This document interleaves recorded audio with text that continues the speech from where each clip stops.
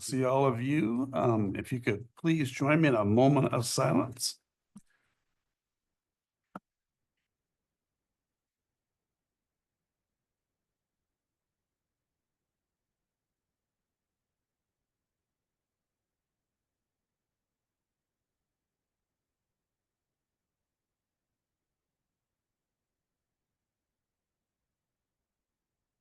Thank you for that. I will now open the Estacada City Council meeting. If you want to join me in the Pledge of Allegiance.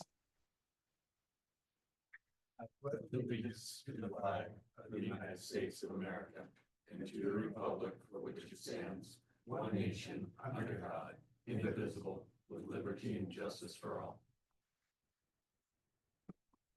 Can I have roll call, please? Counselor Blevins, Here. Counselor Dolzon, Here. Counselor Hill.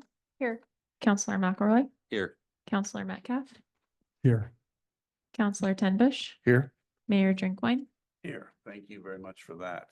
And before we go any further, we have a gentleman with us tonight who is leaving us, and he will be greatly missed, Officer Bigler. We just want to say thank you for your service and everything you've done for our city. You've been great. It'll be hard to replace you, very hard. So, all right, are you gonna come out and visit us, I hope? All right, well, thank you. Okay, I'm at the first citizen and community group comment. Do we have any online? Okay, I am not seeing any applications in, so we will move on to the consent agenda. You've all had a chance to read over the consent agenda. Are there any questions? Do you wish to move anything? No? Okay. Can I get a motion on the floor, please? I move to approve the consent agenda. Second. Okay, I got a first and second. All those in favor say aye. Aye. All those opposed? Motion passes. Thank you. Okay, we are at department and committee reports, city managers report. That came up fast. I don't have an official report to give tonight with the PowerPoint or anything, but I just wanted to, first of all, I want to read this, to invite everybody to the groundbreaking ceremony for the city of Estacada's new wastewater treatment plant. The groundbreaking ceremony will take place at the construction site, which is officially 805 Northwest Evergreen Way, but it's right outside Timber Park. And we'll have brief remarks from city officials and project partners, followed by light refreshments. And it is just before the next council meeting. So August 11th at 5 p.m. we will meet there, and then we'll transition back up to here for our meetings. But wanted to make sure everybody is invited to that. And I see there's flyers that are getting distributed. So hopefully people will hear about it.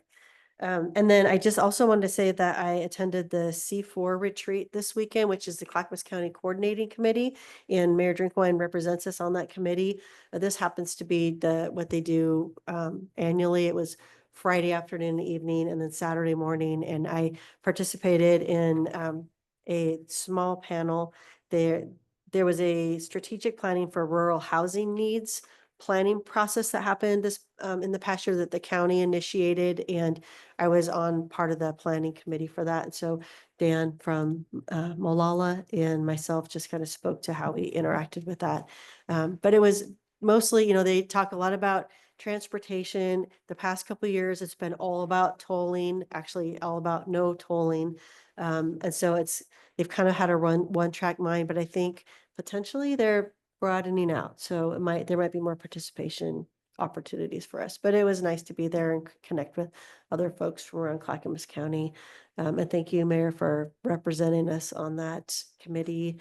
Because I think you meet monthly or every other month or something. Yeah. Anyway, it was a good weekend, and that is all I have to share right now. Okay, thank you for that report. Next is committee and quarterly reports. That's what we have. Okay. Do we want to have volunteers to go first? Because I did not make a list. Sherry? All right, we have Sherry from the Downtown Estacada Commission.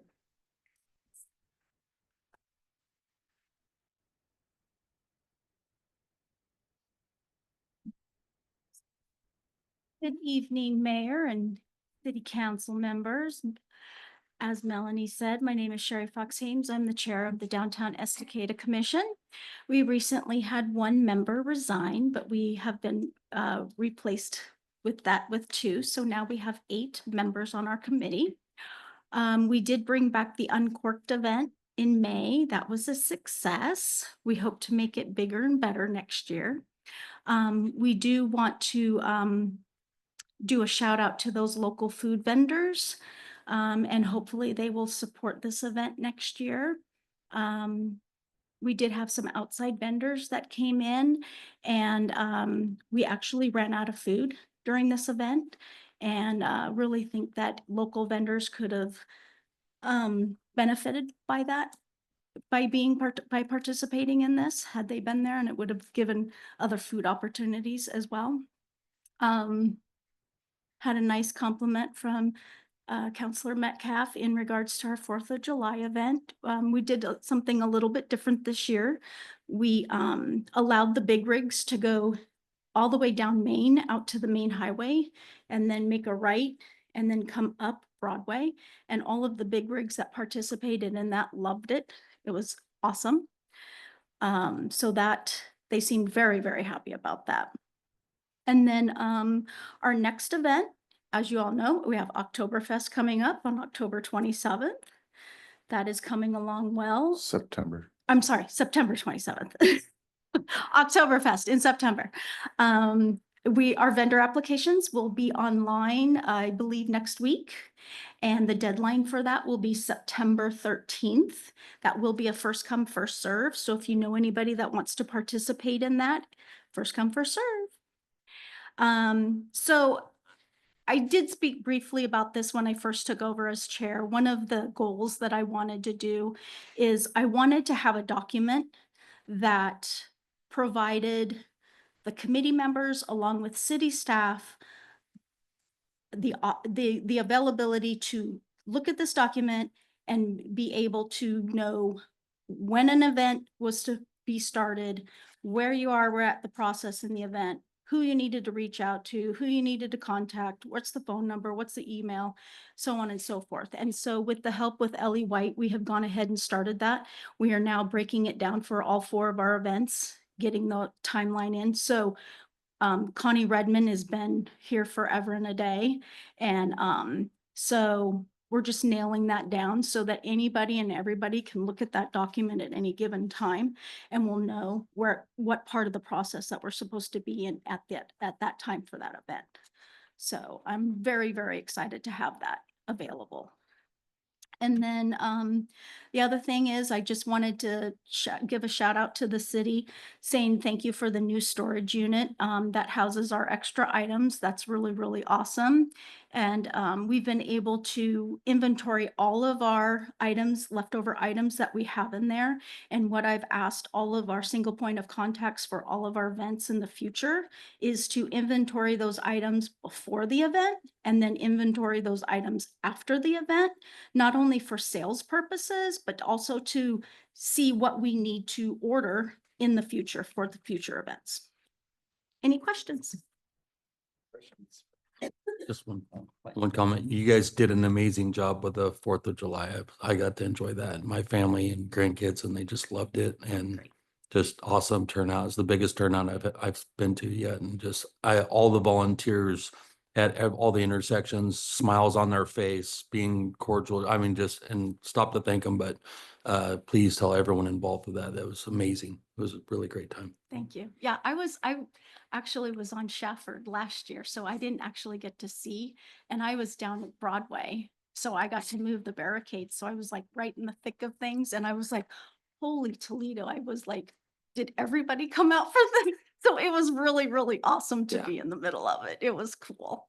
I think that's the biggest thing of all was the fact we had so many people from outside the area, all over Oregon, came to see this parade. That's impressive. That It is was definitely impressive. We appreciate it. Yeah, and having the log trucks this year with Yeah. the one truck with all of the logs on it was a big fan favorite.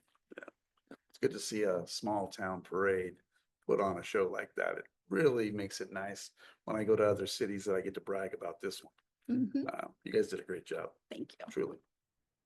Any other question? I'm just gonna echo what Councilman McCara said. Just a great parade and, felt like there was a sense of pride in the community and I love that. It's very invigorating and very refreshing and, every time you come up here, you come with the energy, you come with results, which is something that means something to everybody sitting at this table, not just words. Thank And you. I just want to tell you thank you and it doesn't go unnoticed. Thank you very much. I appreciate that. Thank you. All right. Next on the list is who? Next, we have, who wants to go next? Shirley or Jesse, want to go next? Okay. Okay. All right, we have Jesse with the Arts Commission. She's a hard act to follow, but good evening, council and mayor. My name is Jessie Kerr. I'm chair of the Arts Commission. I'm here to update you on several things that we've been working on. This is our busiest quarter of the year. So I did hand out to everyone, if you don't have a school-aged child, I wanted to share with you our Estacada Summer Passport. Really excited about that. One of our goals as a commission is to really work towards collaborating with our fellow commissions and really building that sense of community and communication. The downtown committee does their the table toppers. We are sort of hitting the kids with something in hand. This is our second year that we've done it. Last year, I think we handed out about 200 or 300 of them. And this year I was able to coordinate with the school district and get them in the hands of every school-aged child in the district. So that alone was almost 2,000 copies, and we've handed out several hundred at other locations as well. So I'm really proud of that, really excited to see the reach that that's gotten. We do have a turn in and we'll do a raffle at the end of the summer, but that's less important. Really, that's the reach is what's really important for us. It's not so much about the completion piece. So we're excited to be featuring things like the 4th of July parade and National Night Out, and hopefully creating something that families can have like on their refrigerator that kids are excited to do and check off, as kids love doing things in a row. So we're really excited to share about that and hope that that'll be something that we can continue to do. Pretty straightforward now that we've gotten the process going. So super excited about that. We have also been continuing to work on our Poetry in Public Places project.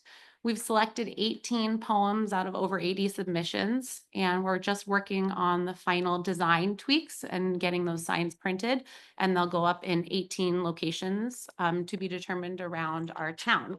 So really excited about that and really excited to have some literary action happening in our community. We have a lot of really burgeoning writers from all ages in our community. So I'm really excited to see that come to fruition shortly. Hopefully, I mean, Public Works is very busy this time of year, but hopefully in the fall, we'll get those signs up and we'll hope to have some sort of publicity around that when we finish that as well.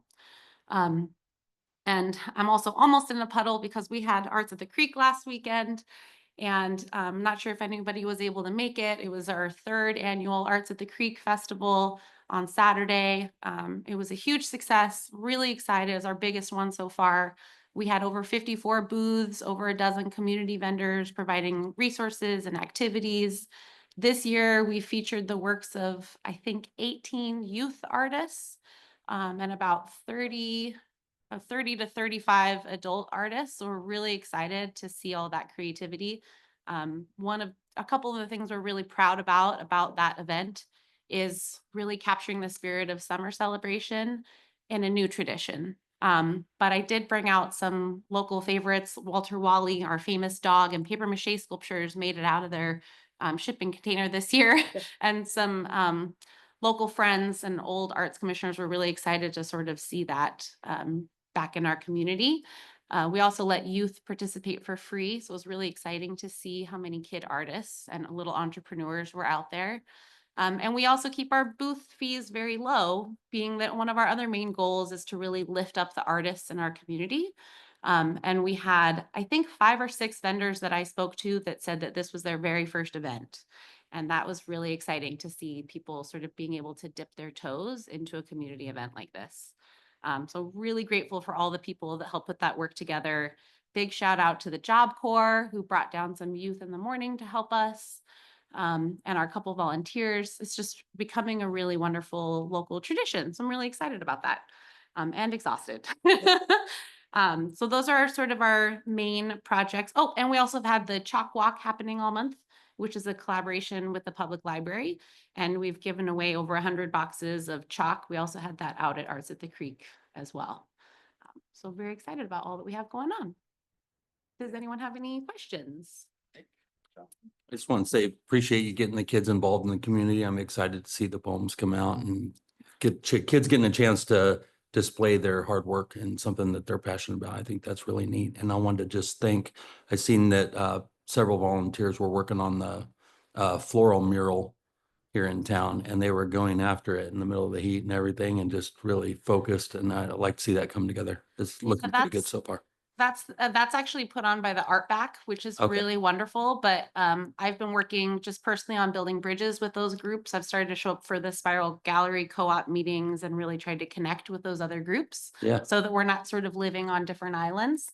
A big push for our commission right now is really supporting each other. I'm also looking to hopefully start a tradition of having like a commission's booth at some of these events. So like we have a face at every event. So at Oktoberfest, perhaps we can coordinate with the Parks Commission and each of us can run a couple shifts and have one booth where we're running activities and sharing our information to really make sure that commissions are able to have a presence at these events, but also so that our volunteers are able to have the bandwidth to do that, because asking for their presence at multiple 8-hour events is challenge. But I think I can get everyone to commit for like a couple hours at a time, and like together we can put together an 8-hour booth. So looking forward to continuing that collaboration for sure.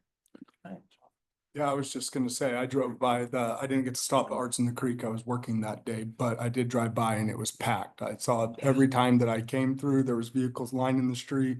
There's smiling kids laughing. I mean, I couldn't be a better representation going into summer than to come down the street and just see families enjoying and community and like, it was a beautiful thing. So please thank everybody involved with that sincerely. It was great. And I love having opportunities for the kids to explore entrepreneurship and grow and get, some mentorship from other older artists and stuff like that. Very cool collaborative thing you guys did this year. So great job. Yeah, thank you. I purposely alternate youth and adult artists if they're not grouped as youth and adult, because I want them to be learning from each other. And so, yeah, we had Christie's sold out by 4. We had another food truck arrive this year. They did great.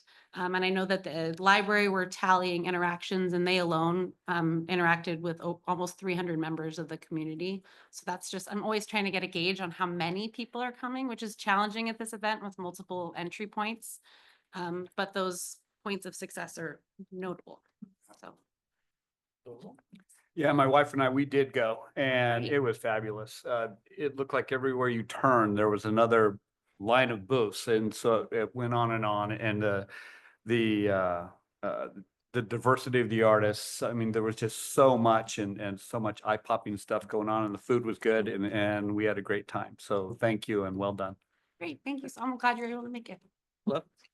Yeah, my daughter was actually one of the booths. She was selling a bunch of stuff she'd been making for months, and she got the opportunity to see how it is to put in that effort, sell things, and it was great. My wife and her were there all day, and they have nothing but great things to say about it. This is just the feedback I need after a long, hard work getting there. So thank you. So, as Jonathan said to Sherry, yeah, I really appreciate it. I mean, I see it firsthand from, the 2 committees that I liaison for, being Arts Commission and Downtown Estacada Commission. I really do appreciate the energy that you guys bring. It's amazing to see, how much you guys can get accomplished in a short amount of time. And I really appreciate, your work and the committee's work. And Sherry, same to the Downtown Estacada Commission. You put on great events, and we appreciate it. This council sees it, and we appreciate you. Well, I appreciate that very much. And on that note, I would like to have one last shout out for Deborah Vandetta, who has been my other half for many years, who recently resigned from the Arts Commission, needing a break and to focus on her library work. And we really thank her for all her dedication. She's been on the commission for many years, and she will be very much missed. We already have another application or 2 that are coming in. We look forward to reviewing them and hopefully bringing them to you soon. But we really appreciate all of her work. It won't be the same without her. Good. And just to back up what McElroy said, it's good to see the youth and the family that you're bringing to this. That is the best thing that I've seen around town that I can honestly say is incredible is we're seeing more and more family and youth involved in everything. And that's just one more thing that it's tied to. And I just commend you on that. So thank you. Get them while they're young. That's right. That's right. All right, thank you so much. Oh, thank you. Appreciate it. Okay. Before, or you want to come up, Jim? Are you coming up? I was just gonna say, do we have anybody online? Because I don't want to miss anybody. If anybody is a chair or coming to report out online, raise your hand for one of the commissions and we'll make sure that we don't miss you. But I'm not sure that anybody was coming online. Okay, Jim, you're up. So Jim is here with Traffic and Public Safety. We're saving Shirley for last. Or are you here for a committee? No, okay, okay. All right, good evening, Mr. Mayor, City Council, staff. My name's Jim Moriarty with the Traffic and Public Safety Committee. Obviously, last 90 days, always at the top of our list is speeding. What we've heard from the community is speeding certain areas, but it's all around town. Piers, Cazadero Heights, Reagan Hill area, Campanella. Some information came in about that we need better visibility at crosswalks. Also, observing drivers running through 2, 3, and 4-way stop signs. 4th and Main and 4th and Broadway were the ones that were reported to us. Okay, back in May, we worked on Estacada school zones on our school safety zone campaign and primarily worked on crosswalks, sidewalks, and ADA ramps. And we identified 14 areas and intersections near our 4 schools. Many of these recommendations are crosswalks, ensuring that our children get to school safely. And 7 of these intersections were listed in the Safe Routes to School from 2017. We reached out to Principal Rydell in June to complete a work audit with ODOT, which is similar to the Safe Routes to School. And we'll discuss this further with her in September.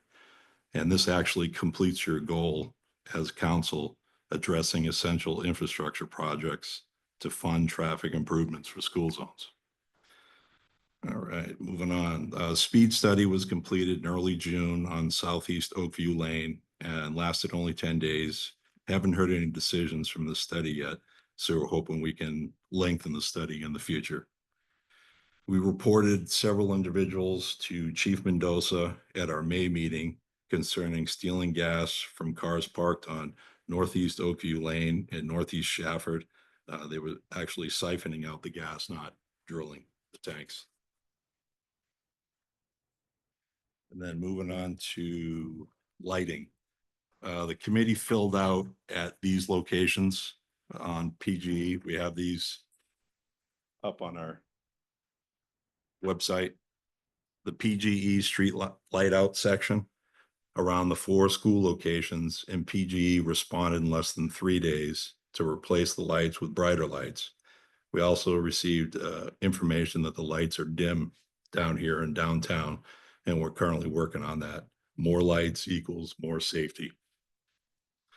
So let's see, I attended the PGE emergency preparedness event in June with Councilor Blevins, and we received a lot of great information in regards to Clackamas County emergency alerts, American Red Cross, wildfire safety items, wildfire safety from ODF, Office of Emergency Management, Oregon Livestock Council, and the Oregon State Fire Marshal. All of these references are in our section on the City of Estacada website. Let's see, the committee walked through Uptown Estacada and identified 38 issues of crosswalks, sidewalks, and ADA issues. I did share this information with you back in June, complete with our recommendations and photographs. Estacada Drive Safe campaign is our new campaign. We're purchasing yard signs to place in neighborhoods because the 211 and the 224 are not the only places in town that people are speeding. We're concerned about this, and we have some ideas for some future signs. All right. The 3rd annual National Night Out will be on August 5th, next Tuesday. We're very excited for National Night Out this year. This is the time where our community gets together to know your neighbor event and meet your local law enforcement, fire department. We have many local vendors, nonprofits joining us this year. Please bring your kids for the games, prizes, and food. We've got 3 times more stuff for the kids this year. So we'll have plenty of frisbees, balls, balloons, all that good stuff, and a band. So please attend. Speed hump status. It looks as though Northeast Piers has been cleared for speed humps sometime in the early fall. Sweetwater that's over in Faraday Hills, we don't have a status on that one yet. We do have 1 position available on our committee. So if anyone's willing to put in for it, we only have 6 still on the committee. So we're trying to fill that one if you're interested in volunteering in our community.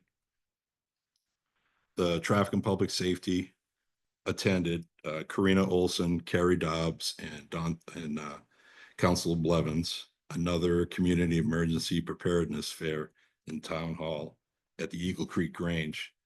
Again, lots of great info, and even Chief Mendoza was there with CERT, Clackamas County Disaster Management, Ant Farm, Clackamas County Sheriff, and Oregon Livestock Council.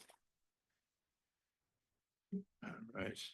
Our recent motions at our June meeting were, we moved to recommend the Uptown Estacada packet for consideration for the council. Number 2, we moved to approve a letter of support to be sent to GGM grant application for mixed mill use in Riverside Commercial Area Plan.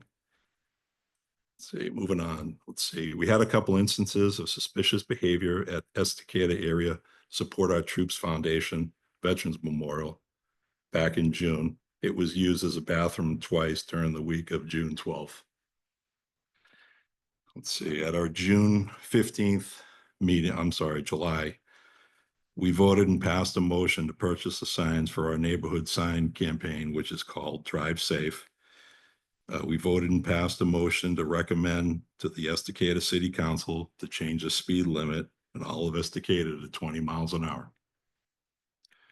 We voted and passed a motion to recommend to the Estacada City Council to have developers install speed humps in the new developments.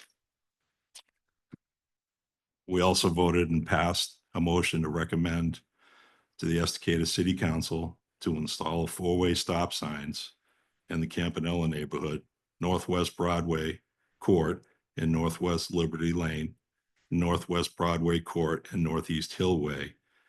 And at our August meeting, we will be discussing and voting on a stop sign at Northeast Hillway and Northeast Forest Park Street, entering the Campanella development via the Hillway extension from Cemetery.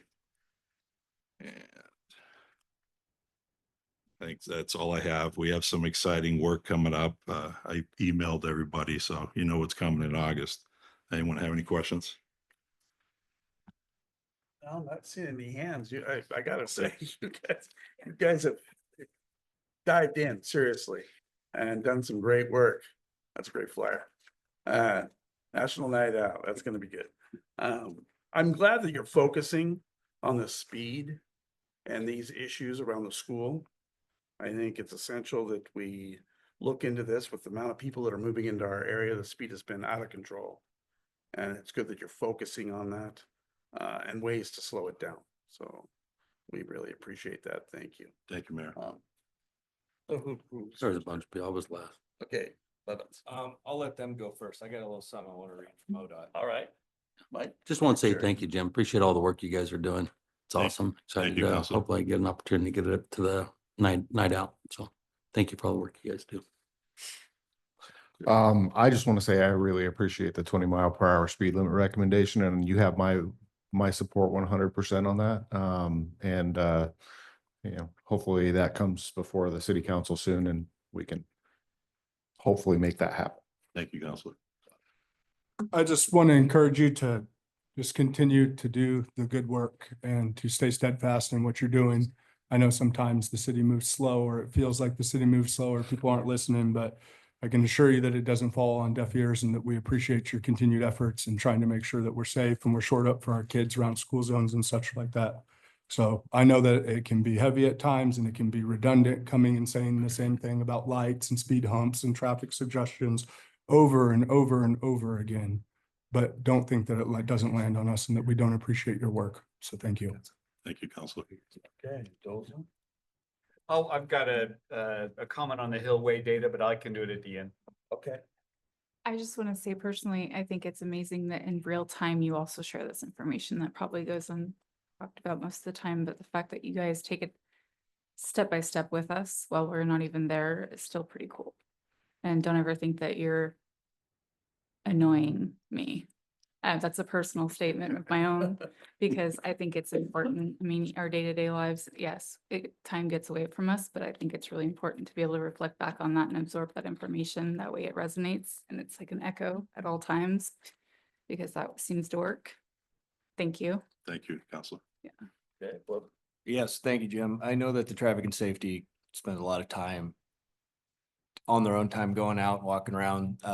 Was a couple weeks ago, they went and walked the lake shore down to the bridge to check homeless and if there was anything going on down there. It wasn't bad, but there is garbage and there was a cot and mattress. There was stuff down there. And Jim reached out about 4 weeks ago, 3 weeks ago, something like that, to ODOT to ask about the crosswalks on 224 on was it 2nd Street? And Yeah, hitch and post there. by the hitch and post. And then, well, basically, I just want to read what ODOT came back with. ODOT says, unfortunately, the general public has come to perceive that the accepted function of marked crosswalks is to protect pedestrians. Strong evidence shows that many pedestrians using a marked crosswalk have a false sense of security and may aggressively place themselves in a hazardous position with the mistaken belief that the vehicle can and will stop in all cases, even when it may be impossible to do so. By contrast, a pedestrian using an unmarked crosswalk generally feels less secure, less certain that the vehicle will stop, and exercise more caution in waiting for safe gaps in traffic before crossing. Although crosswalk markings do serve in a limited capacity as a measure to alert drivers of possible pedestrian activity, proliferation and unjustified installation of marked crosswalks has actually diminished drivers' expectations as well as pedestrian safety.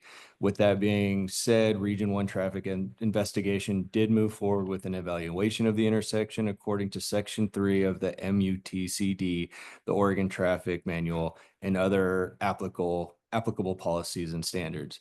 And we don't have, even if that weren't to go through, we don't have any signage because there's signage, the little house signage with the little crosswalk with the mom, like the parent or whatever pulling the kid around. We don't even have anything like that around.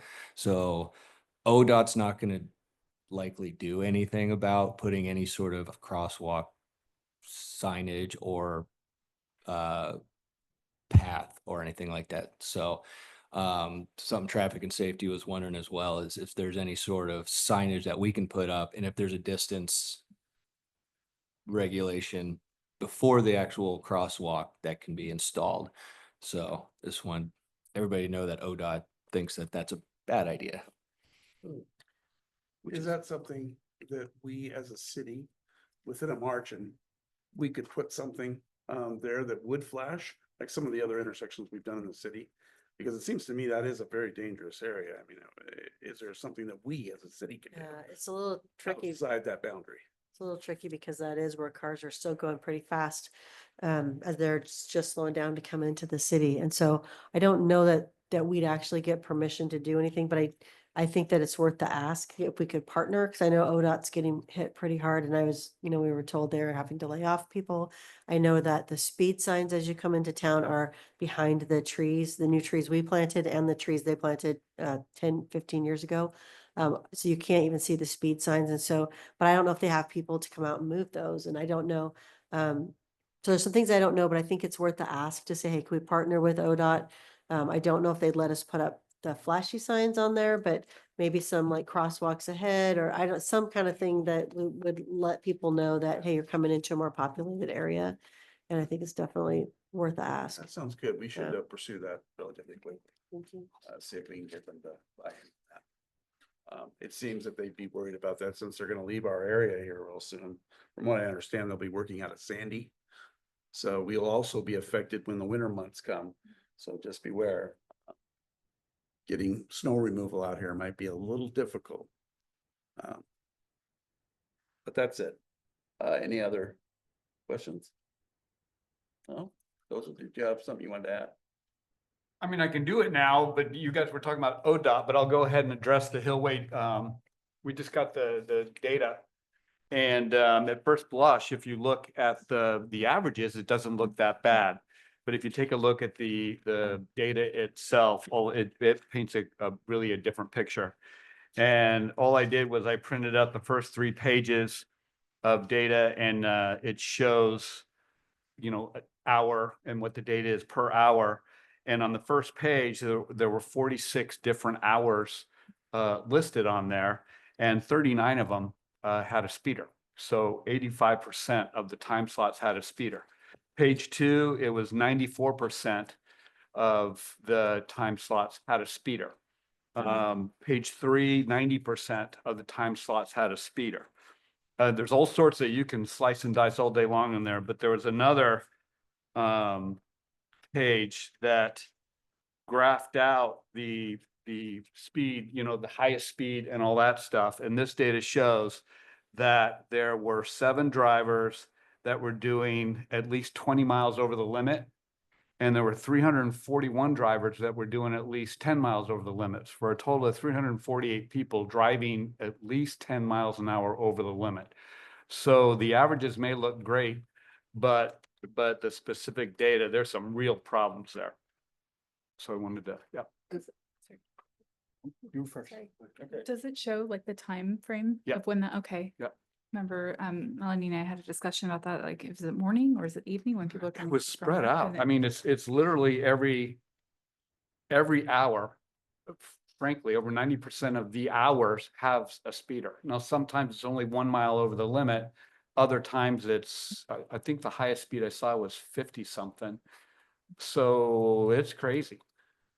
So, I mean, I have a lot to say here, but is this the appropriate time to have a conversation about this? I mean, like, I feel like if we're gonna get into Hillway, I mean, there's a conversation to be had there. I think that goes further than just diving into the numbers. I mean, I You're think that what we absolutely did to the community was an atrocious display of our professional candor. Yeah, no, I think this is an agenda item we could put on about this.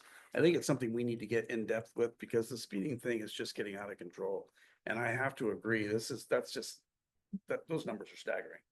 But it doesn't surprise me. I live in a neighborhood up on Mountain View, and they're coming past mine going 20, 30 miles over the speed limit. And we've got to delve into this deeper and harder. And we've got to find a way to work with our local police services to get people up in those areas to catch these speeders doing what they're doing. Because I'm afraid one of these days, a child is going to be on that venue. And that's just going to hurt really bad. So I hope that we would look at that, and like I said, bring it back as an agenda item, and let's hit this a little bit We could harder. discuss it in the, when we're doing your goal updates and Yeah. during council business, we could kind of touch on it then too, and see if we want to add it as an agenda item, or if we just need to hit it with more enforcement. The 85th percentile speed was 25, which is the speed limit. And the average speed was 21.8, but that max speed was 46. There was somebody going through there at 46 miles an hour. And you know, if it's one person 4 or 5 times a day, it's hard. You can't have somebody sitting there all the time, but we need to know that they need to know there's a police presence out there, and they will be reprimanded for that behavior. So, The problem is it's all over the city. It's Yeah. not just Yeah. those That's just one specific example. roads. yeah. Yeah, why don't we talk about that during council business, the goal review? All right. Thank you for that. Okay, I think we've pretty much finished everything. We don't want to hold you up there any. Okay. I do have a response about the signs behind the vegetation. Oh, I won't okay. hold up the meeting. I'll just send it to everyone. Yeah, no, just let us have a copy of that. They just talk about the funding and layoffs, so. Okay, yeah. All right. I'm sure that's going to be the talk on most issues with ODOT. Right. Well, thank you. But thank Appreciate you. it. Okay, who do we have next? All right, next we've got Shirley with Shirley. Parks and Rec.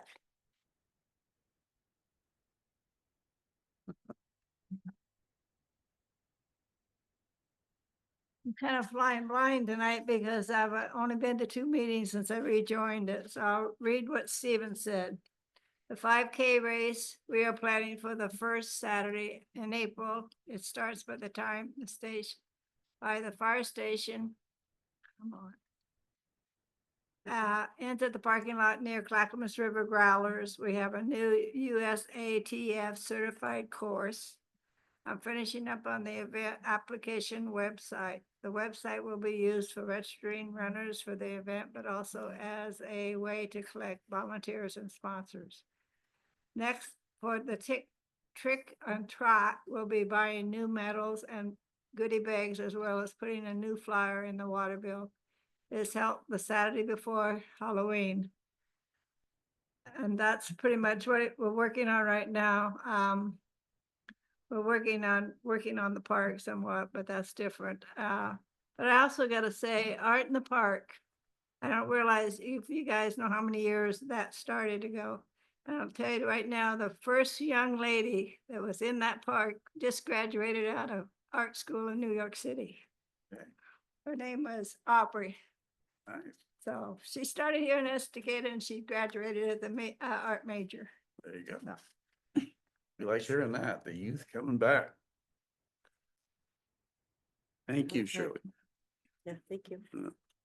Have anybody else? I think that's all of For our, tonight? There was one other thing that Parks and Rec had talked about. It's not a super big thing, but they were talking about the dog park and getting dog cleanup stations and better ground coverage for the dogs. Okay. So that was another thing they spoke about. All right. The water line to the dog park?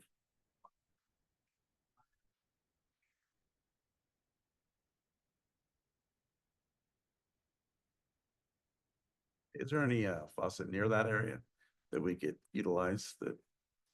Rather than put a water line, it's kind of an expensive project. I'll have to look at that. I could Run take, that. I was planning to go up there tomorrow and take a look at that. All right, great. All right. Yes, ma'am. Yes. I don't know. I'd like to maybe see, I've been walking around town intentionally trying to go to different little areas that people recreate and congregate. Whether it be the Faraday and going walking the dam or walking down at Lake Shore, just around different neighborhoods to try to see what's going on in the community and see. One thing I would like to see maybe from one of these committees is to organize some kind of thing where we work on taking pride in our public spaces, our shared spaces again, and maybe a little police call where we pick up trash and go over there. I know when Vincent was involved, there was they did ivy cleanups and things like that in the parks. That was really helpful for the community and helpful to keep the park healthy. And even though he's not involved anymore, he was a great resource for how to organize that stuff for those people that know him. Maybe they could reach out. But regardless, I think it would be cool to see some kind of campaign around keeping our public, especially access points to water and those things that are really limited, protected and cleaned up, like good representation of like, this is something we're proud to have and so on and so forth. Yeah, I like that. It has been an issue in the past and we've dealt with it with groups that have done that. So thank you. Traffic and safety is working on something along those lines as kind of a communal cleanup, and they're in the process of coming up with a campaign to do that. So that's definitely on the list of things to do. All right, you guys have got something on that maybe you could send to us to give us kind of a preview of what you're thinking. All right, thank you. Appreciate it.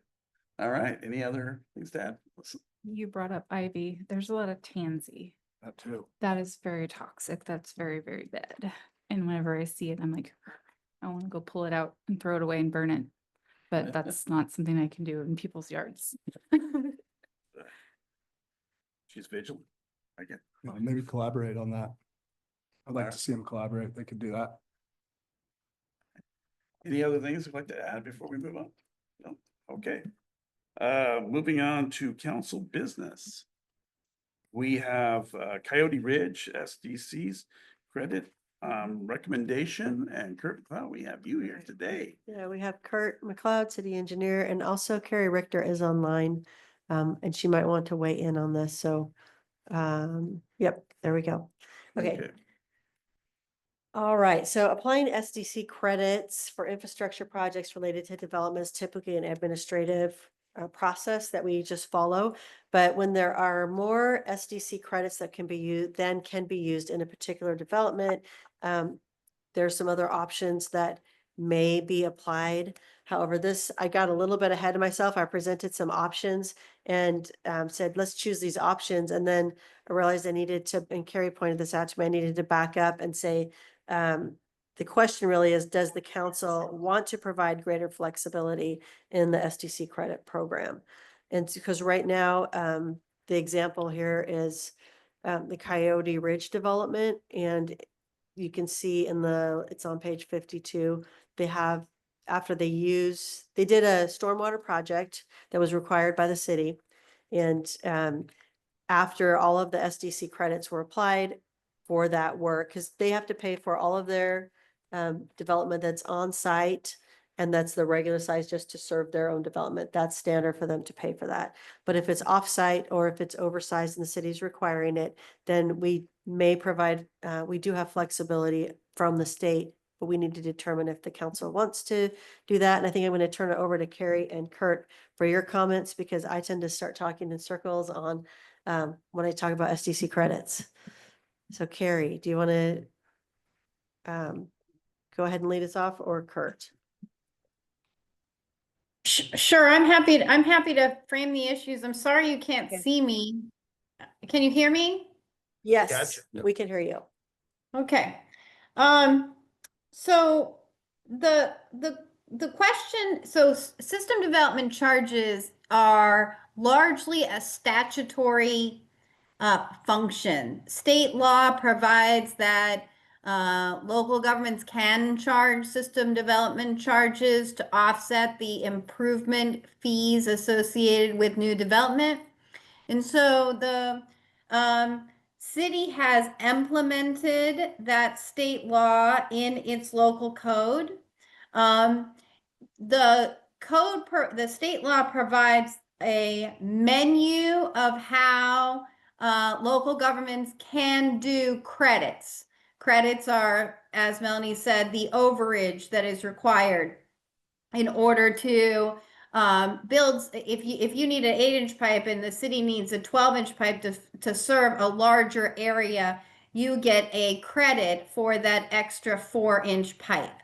And as it stands right now, the city's code says that you can only, that credit that you get can only be used against the development of the subject property that you own. Which means that if your development is very small, you will never use that credit. But state law provides for greater flexibility in the authorization of credits. For example, state law contemplates that credits can be transferable. So a developer could sell those credits to be used by another developer. State law also says that cities can reimburse developers for some negotiated value of those credits in order to be more fair with the impacts of development. Ultimately, system of development charges are, as you know, a construct that is to cover the cost of that 12-inch pipe. So if a developer pays for a 12-inch pipe, they, in all fairness, should get some reimbursement because the city has collected money for that. The issue, though, is that the city won't have collected all the money for all the improvements that it's identified until the end of the planning horizon, which is often 20 or 30 years. So the city won't have that money in its bank account for a long time. And if the city does start paying out early, it could come up, it may not have the money to do that.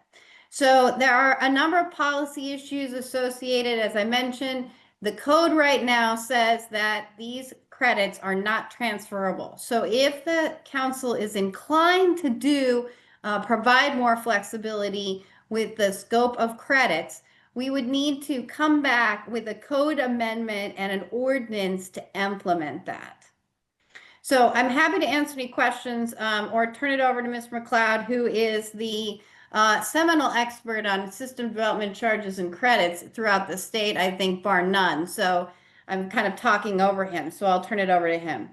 All right, and before you, Kurt, let's, Mike. you have Whoever can address it. Does the state law allow the flexibility for the system development credit to be applied to, is it specific to the utility that they are receiving the credit for? Does it have to be restrained to that utility? It does, but there's ways that we can address that also. So we've talked about a little bit about an intergovernmental loan. So if the water system has revenues and the storm system does not, you could have an intergovernmental loan that Carrie could help do the legal background, but that would allow you to contribute funds to a project. And just one more quick one, Kurt. A project that a private developer, they can, their development needs an 8-inch pipe coming into it. And the city, for the benefit of future development or for the benefit of the system, needs a 12-inch pipe coming in.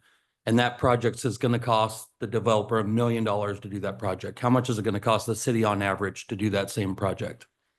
I think that private development does it less expensive than a city can do. Yeah. So we have to contend with public prevailing wage and public bid laws. So on a private development, they can do it directly, not public wage laws. So they don't have prevailing wage. They don't have, Public bid law. would you say it's at least 50% savings? Oh, no, I would say maybe there's 20%. 20% savings? And another important feature is that you're allowed to write a check to the developer to reimburse him for a portion of that cost without complying with public bid laws or prevailing wage, as long as you're not a party to the contract. So you can't be a party to the actual contractor that's doing the work, but you can reimburse a developer. So maybe let me give you an overview of why we're here tonight. So we had a development, Coyote Ridge, which was required to put in a large storm line. So it's a 30-inch storm line. And the cost of that 30-inch storm line far exceeded their SDC's credits that they could use. So they only have 220 lots, and this would total like 700 credits. So they get 700 equivalent dwelling unit credits for putting this storm line in. This storm line is only on their property, although their property surrounds an isolated piece on Eagle Creek Road. If you're familiar with Coyote Ridge, they are a big shape that goes around another parcel. So that's an off-site piece. And then beyond the north end of Coyote Ridge, that 30-inch goes a little further to the creek, to the discharge point. The way the statutes read is you're required to give a credit for the on-site that's oversized, like they mentioned, a water line that goes from 8 to 12, and a storm line, anything that goes above 15. So we require a developer to put a 15-inch storm line in. And anything above that, they get SDC credits. So we've got two issues here tonight. First is Coyote Ridge, how we handle that. But more importantly, I think, is a policy question on what we want to do with SDC credits. So our concern is always that we want proportionate requirements of developers. So we don't want Dolan case to trip us up in that asking for a disproportionate amount of improvements on any one developer. The way the SDC statute reads, you have the flexibility, like Carrie mentioned, you have the flexibility to provide other mechanisms of credit if the credits exceed what a developer can use. The shortcoming is your code doesn't allow that. So what she mentioned is, we can talk about it tonight, is what your preference would be. But what we're asking, I believe, is we'd like to see the code modified to give us that option. So what we're proposing is, if we modify the code to allow the other provisions which are spelled out in the statute. So the statute actually spells out the alternative ways that you can handle credits once they go beyond the number of credits for a developer. But what we want to do is have that provision adopted in your code with the additional provision that it's all subject to city council approval. So in essence, it becomes a case-by-case basis, but we have that provision in the code that allows us to come back to you to talk about that. Now, this has only happened once that I'm aware of in 40 years that I've been working in Estacada. One other time when Faraday's just started, we ran a sewer line all the way from Veterans all the way up to what's now Sweetwater. And that was far exceeded what Faraday's credits would be, but the city undertook the first half of that. We built, as a city project, we built from Veterans up to Eagle Creek Road. So that was one way of addressing the excess credits that Faraday would have accrued had they built the entire sewer line. Now, this is only the first time that we've had a large number of credits that exceeds what a developer can use. So what we're asking for, I guess, is policy decision to discuss, can we incorporate into the city code the other provisions for how you handle excess credits? And they're spelled out in the statute. And we'll make that to where it's subject to city council approval. It'll be on a case-by-case basis. And like I mentioned, it's only happened once that I'm aware of in 40 years, so we'll expect to come back to you very often to talk about that. And then the second thing we want to talk about is specifically for Coyote Ridge, what we want to do with that. So from my perspective, we want to be equitable. What the system development charge does is it takes all the costs that we've quantified to serve the region, not just serve one developer. And all those costs are actually shared by all developers. There's no city expense, there's no city resident expense. It's all shared by developers. So developers are intended to cover the cost of all the utilities they need to build to serve growth. So my perspective is we want to make that equitable. So anytime it exceeds what us individual developer would have to do, we expect the credits to pick up from that point. So anything larger than a 15-inch on storm line is where a credit would pick up, and anything that's off-site. So our SDC also has a provision. There has been discussion about reimbursement districts. Our SDCs actually already have a provision for reimbursement built right into the SDC. So if we give a credit for a pipeline that's off-site, for example, that 8-inch water line, for example, would typically be paid by people on both sides of the road that abut that, because it's not an SDC eligible. SDC eligible is only the oversize, but the 8-inch, the cost of the 8-inch, our SDC methodology addresses that by automatically applying those charges to those adjoining property owners as an overlay. So I think we've got a good SDC methodology that addresses most all of this, and the SDC methodology acknowledges the ability to let a developer sell his credits to another developer, and it acknowledges that the city has the right to actually contribute cash towards it. But the shortcoming is the city's code doesn't allow that. I'm very comfortable when you said that it's a case by case and that the council could decide it based on that. That makes all the difference in the world to me, is that we have a weigh in on that as a case by case type thing. But how does everybody feel about that? I mean, Dozel? Yeah, this is outside my wheelhouse, this SDC stuff. But my thought is that if a developer has to pay a larger amount than what their property is for, I'm assuming that that extra cost is then going to get passed on to the cost of the home. And so having that kind of flexibility might help keep costs for homes down. So I'd be interested in that. I wouldn't be interested in having the city start writing checks or something like that. I'd really be interested in some other kind of mechanism to do that, keeping us from having to write checks, but also helping as best we can to keep the cost of the new homes down. I think that case by case is kind of where that's at. Right. Making sure that I agree. are equitable when we do this. And Jonathan, did you have something? I understand the idea of being able to get like capital projects and infrastructure stuff funded at exponentially cheaper potentially because of the volume that the subcontractor might do with the vendor or whatnot. But how does this otherwise benefit the community or the city? Or, what's the pros and cons of this? Well, this allows us to have developers create the improvements we need. In this case, for example, I think we're talking about an extra $900,000 on a 200 lot subdivision. So that's pretty substantial. So it allows infrastructure to expand, equitably expand. It also addresses, we've talked about revenues when the city, in your staff report, I think you saw options that talked about a do nothing option would mean that we collect revenues from the next building permit that comes in. But on the other hand, I'm concerned that the dole and disproportionate taking would be a problem. So the pros and cons are, if we come up with a provision for excess credits, a con might be, of course, it postpones revenues. If we give a credit for 400 additional SDCs, then we're gonna let that developer perhaps sell them to Eagle Ridge or sell them to Bonnie Meadows. and we will not see any revenue until those credits are used up. So, and alternatively, if we decide to write a check, then we would maybe spend some money out of our accounts that we have, but we would continue to recover revenues. We were thinking too, that if we were to contribute cash, which is pretty common and it's very simple, it makes it easier for the city to handle the credits and understand the credit situation. But it would be case by case basis, and it allows the developer to get 100%.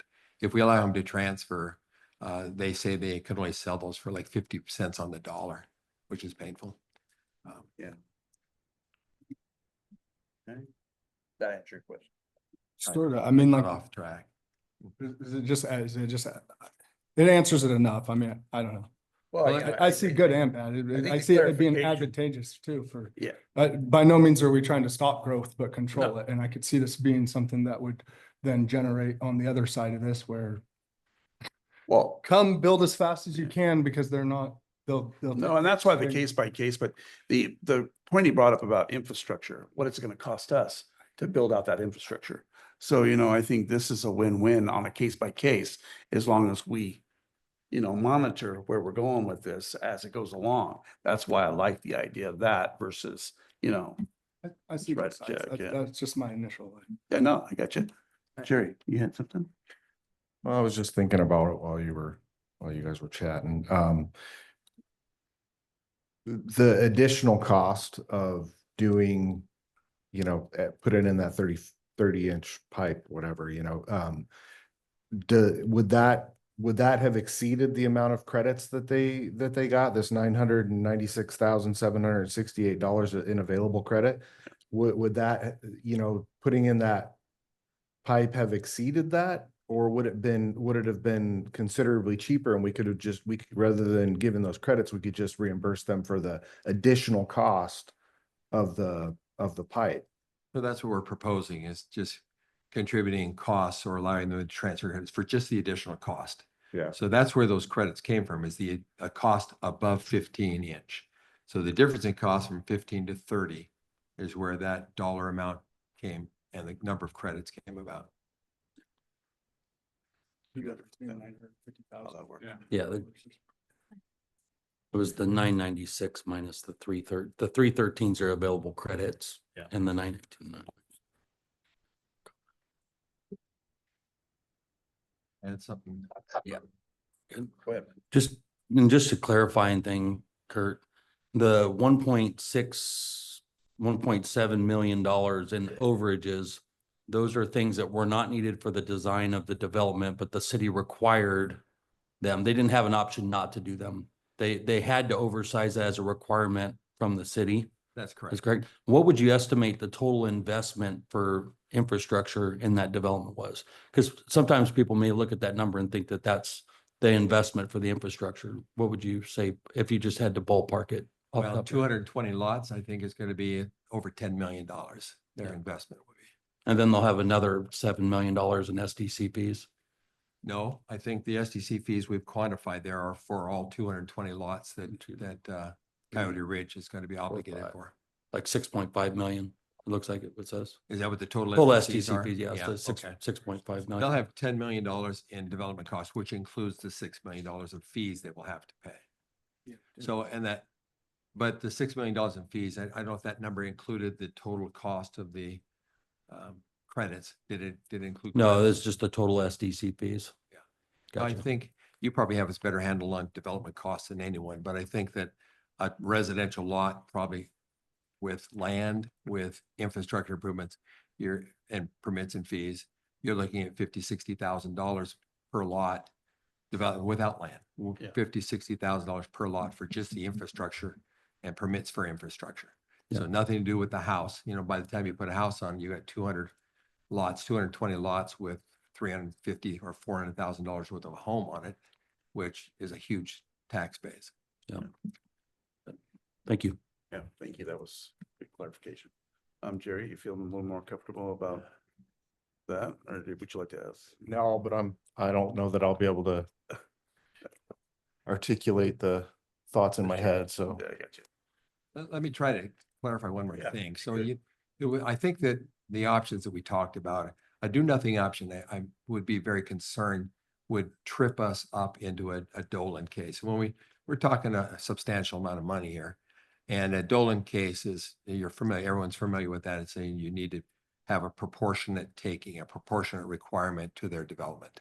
So I think, and Carrie, maybe she can comment on that, but I would be concerned about that if a do nothing option.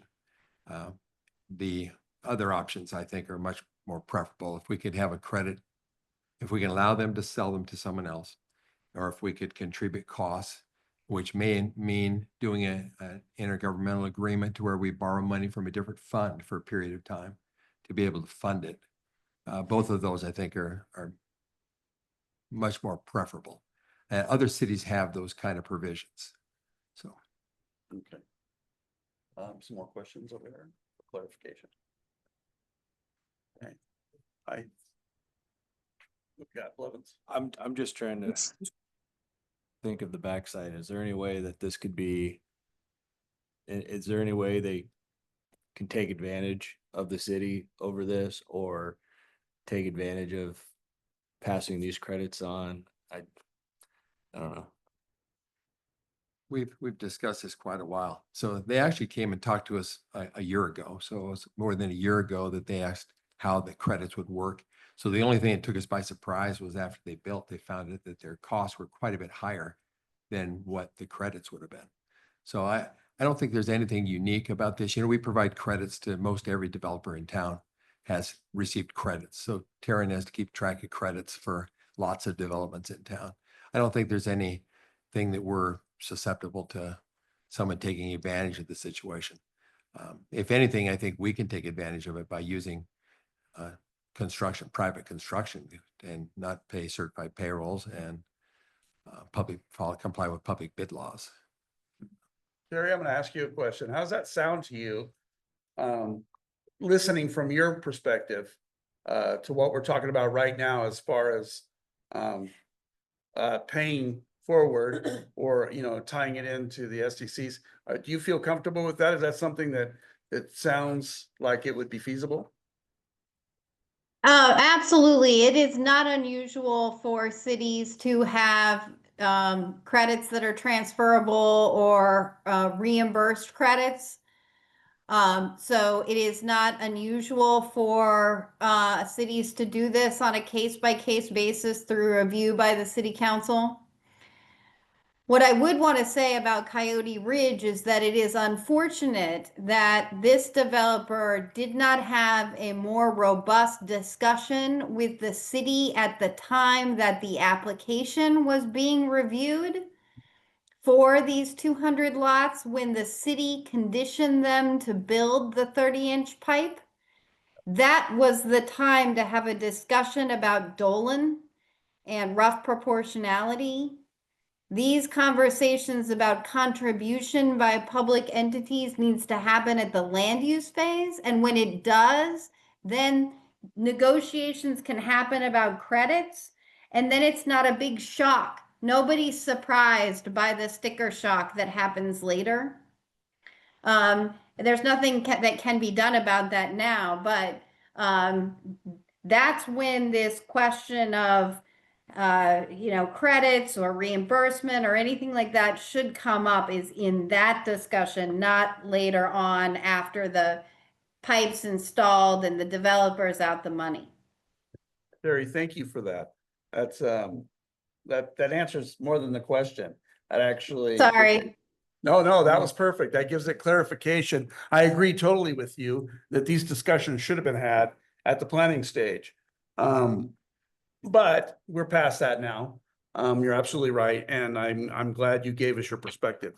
I think, do you all feel comfortable going forward with this as far as what Kurt has brought to us in the SDCs and the reimbursement, whether it be a check from the city or a loan that we go through?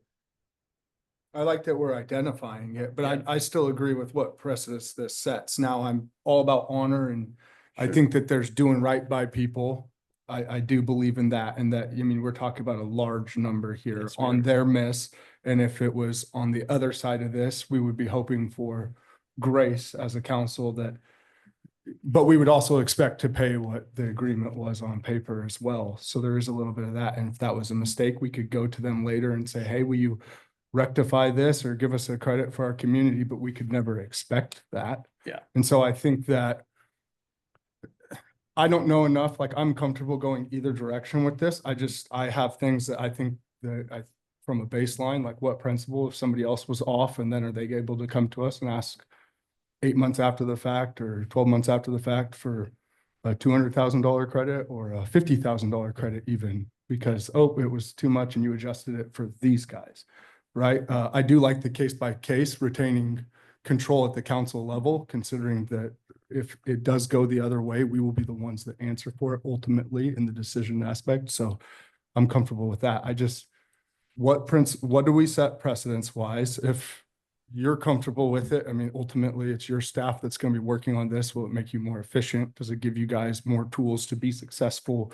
All these things are important to us as well, right? So I think like from that, but I also don't want to I don't want to put it out there that if you screw up, we're going to come ahead and here you go. Here's 14 months later, we're going to rectify the situation. for you. I'm not okay with that. That's a good concern. There's nothing wrong with that. Appreciate that. Love it. That's what I was getting at with how can they take advantage of it? And not just the Coyote Ridge, but any construction down the line in the future. Okay. Bill, you have something? So, in the context of what you called it, taking money from one SDC account over to another, I'm just not clear. So just, you talked about not being able to get your money back if you didn't write a check or whatever over time. So I guess what I don't understand is SDC accounts, they're getting revenue over time. Where's that revenue coming from? Is it coming from my water bill? Building permit. So it's only building permit? It's when they at pull the building beginning? permit, they charge SDC fees when they finalize the. So the developer spends $1 bazillion to put in the infrastructure, and then as they get or sell a lot, then that's revenue that comes in. So yeah, the developer spends a lot of money to put in the infrastructure. And then when they're going to build the houses and they're getting the building permit, they pay the building permit fees so that there's oversight of that. And they pay the SDC charges. So they're building for their own infrastructure, but they're also contributing to the SDC funds, if I'm saying that right, for the overall system. So it's significant. So when they have, so when they have credits, they don't, that They money don't doesn't pay. actually come in. Because they essentially have these credits, so they don't pay that money. It's just the credit balance goes down. Yep. As these houses come online. So the city isn't recovering money for the rest of its system during that credit payout period. And if we increase the pool of eligible creditees, that reduces the revenue to the city. And so if we borrow from like Parks SDC, there's a lot has a dollar amount for that. Mhm. And For so each then SDC. if they're paid back, then that dollar amount that comes in for like wastewater would then go back to the park. Does For that? the stormwater, Yes. yes, Yeah. yes. Yes. Yeah. Okay. If there was a loan. Yeah, so we're really looking at two things. I think the policy decision on, it sounds like the council does want to provide greater flexibility in the SDC program, so we can craft a motion around that about modifying our code. And then I think we also need to, do they also need to make a determination that that's okay to do with Coyote Ridge at this point? No, we need to wait until we have a code that authorizes such transfers. Yeah. So tonight the is first- just the the first policy. step. The first step is instruction from the council, instructing staff to proceed with preparing an amendment to the SDC credit code to provide greater flexibility. Yeah. And then once that code takes effect, then Coyote Ridge or any other applicant that wants to take advantage of it can make that request. Okay, and I just want to make sure that we emphasize the council participation in each individual case. Right. That is clear.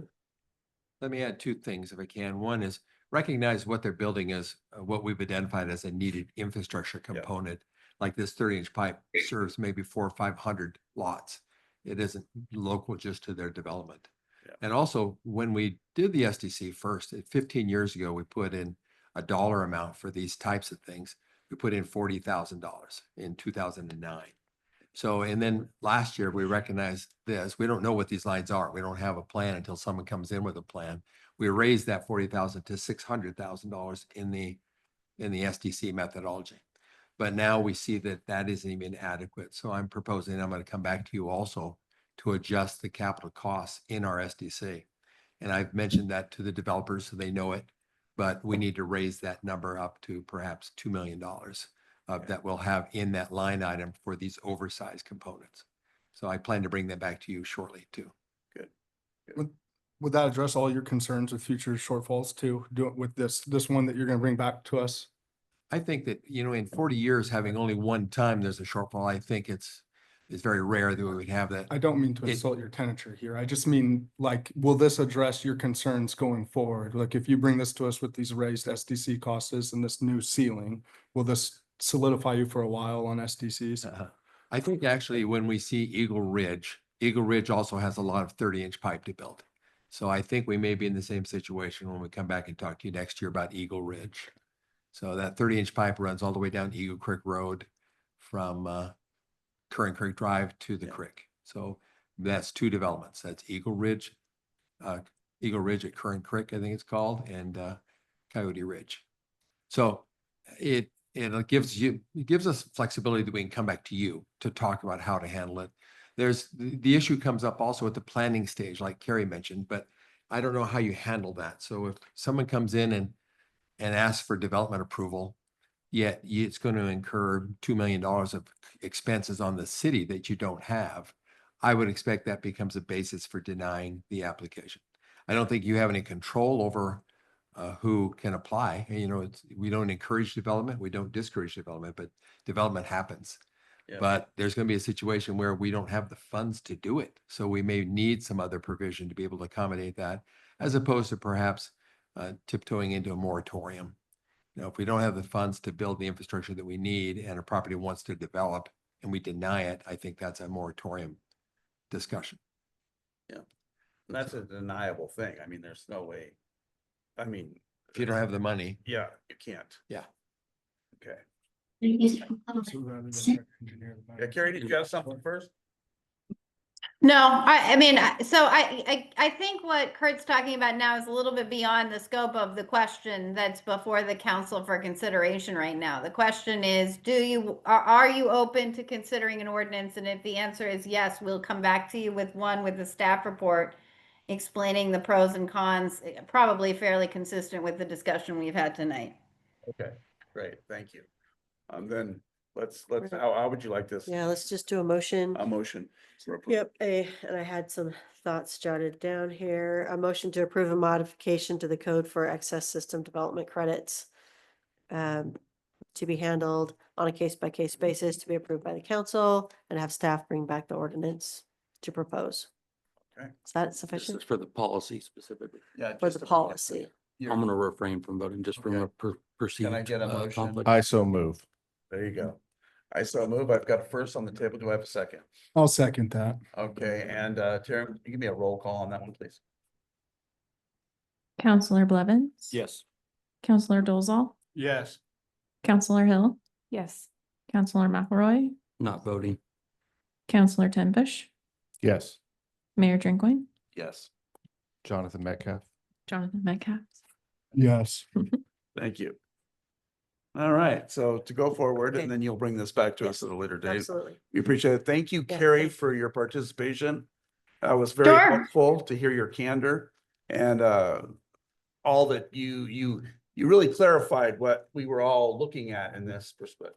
Go ahead. I just a thought on that. I was just thinking too, rather than engineering to solve for the finance problem, at what point do we entertain the conversation of moratorium? Yeah. I mean, that needs to be a real conversation as well. The community is asked about it. We're there if it's a funding issue. I think I just would like to see all options. That's all I'm saying. Sure. I understand that completely. And I think this might be a discussion when we bring back and we'll talk about this. So I thank you for that. Thank you. Sorry to interrupt. Yeah. Thank you, Thank Kurt. you. Thank you. So thank you, Carrie. Okay. We are at now mid-year council goal review. Excuse me, did Yeah. you all do the consent agenda? Or did you Yes, move Yes. that? Yes, yes, we I- did. I was asleep at the wheel. Well, I think you don't need me for the rest of the meeting. I will excuse myself unless you all want me to stick around. Oh, no, you're fine. Thank you very Yeah. much for Thank you, being here Carrie. for us. All right, have a good night. Thank Okay, you. Bye. Okay. All right. So because we had a short agenda, I thought this would, rather than just me typing up a goal update and sticking it in the consent agenda, I thought it might be a good time to just kind of walk through it. And I'll go, there's a lot of words on these pages, but I thought I'd just do some highlights. And then if the council wants to call out, we've got 5 months left, August, September, October, November, December. We're flying through the year. And we'll head back into another goal setting, review and goal setting for the next year when we get to January. But just want to make sure we're on track and that we're really focusing on moving things ahead that the council wants to move ahead. So I can just start walking through it. Feel free, anybody, to jump in anytime if you want, or we'll Yeah. get to the end and. And I think have a before we discussion even and- dive into it, the one thing I want to bring up that I think I've been really thinking on this hard is outreach.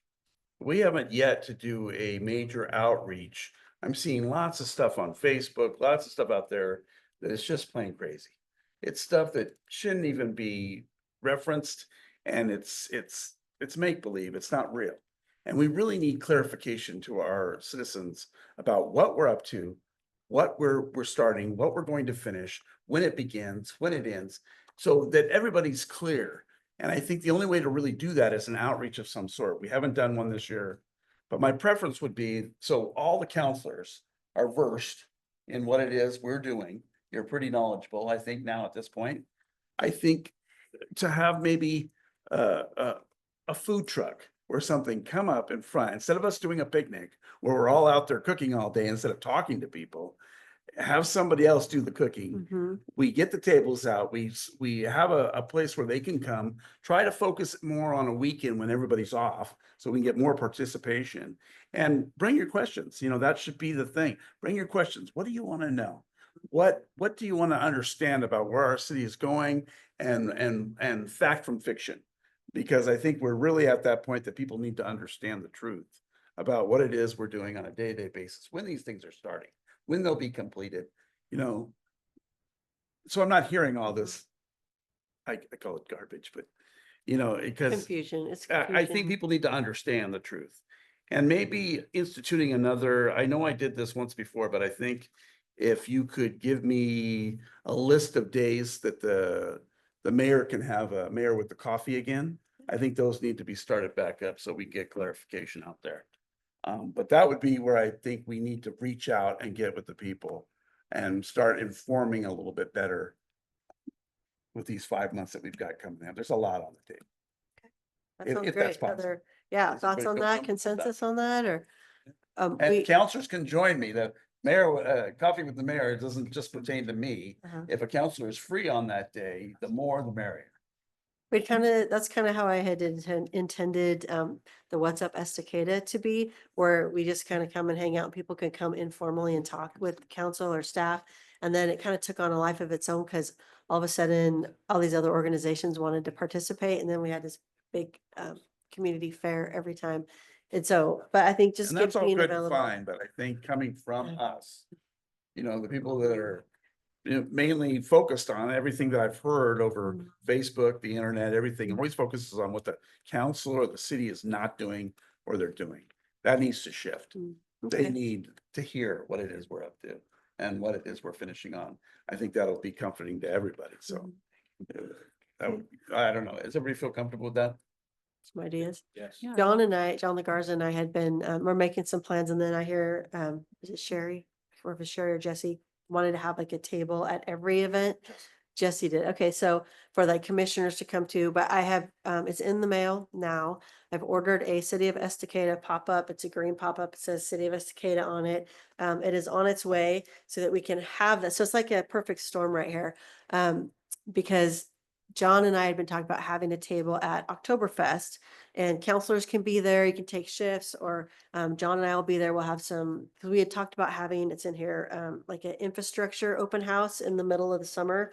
And then we thought, well, sometimes it's hard to get people to come out. So at Oktoberfest, people will already be out, and so that's one method. That I think the coffee with the mayor, coffee with council, I think is a great idea to kick that off again, too. And then we'll have the pop-up table at the event, and if we can sign up for times. But yeah, talking to the community about what's really happening. I feel like we talk about it all the time, but people are busy and they just don't pick up on it all the time because they're busy with their life. And our communications person is starting a week from today, so that will help with also getting some more information out to the community. And I know people don't necessarily want to read a whole bunch of stuff. And so my hope with this new communications person is that they have some background in video clips and things like that, and kind of just doing like Ellie has been doing. She'll do a little video that can get posted on social media. People can watch that for just a minute or minute and a half and get some information. And I think that might be a way, but other ideas? Okay. I like the idea of tying it in with the events, because you already got the turnout. So not just the Oktoberfest, but any of the major, Any it of wouldn't really work good at the 4th of July parade because everything's, everyone's so spread out. But anywhere we have concentrations of large parts of the community for events, having that, and I'd volunteer for a shift at that. Okay. There's a broad spectrum of questions that I get asked, and one of them most recently has been this Estacada Lake Apartments website. Like, I don't know what that is, and I don't know anything about it. I don't know how to comment on that. Are they going in? Did we vote on that? Was that happened before me? Like, where are they going? You're in the same boat we are, because we don't know what's going on. We don't. They're attempting to get building permits. They've gone through the design review. They've submitted plans. They just need building permits. Well, more or less, It's been a year and a half. everybody that I've spoken to is so adamantly against it. They're almost yelling at me on why it's going in and how it's going It's in not and your who, fault. like, who approved it and all that kind of stuff. Because they're, unanimously, they're pissed. So, Mhm. especially with aside from just that, like, there's no access other than one entrance and exit in the community over there, and there's no parking over there, and we're about, Yeah, we dealt with all of those questions and issues during the approval process, and unfortunately, there was no grounds to deny. that was before me though. Yeah. Okay. Mhm. Yeah. Is there when, like, I would like that information. There's some information that, It's like a year and a half ago. okay.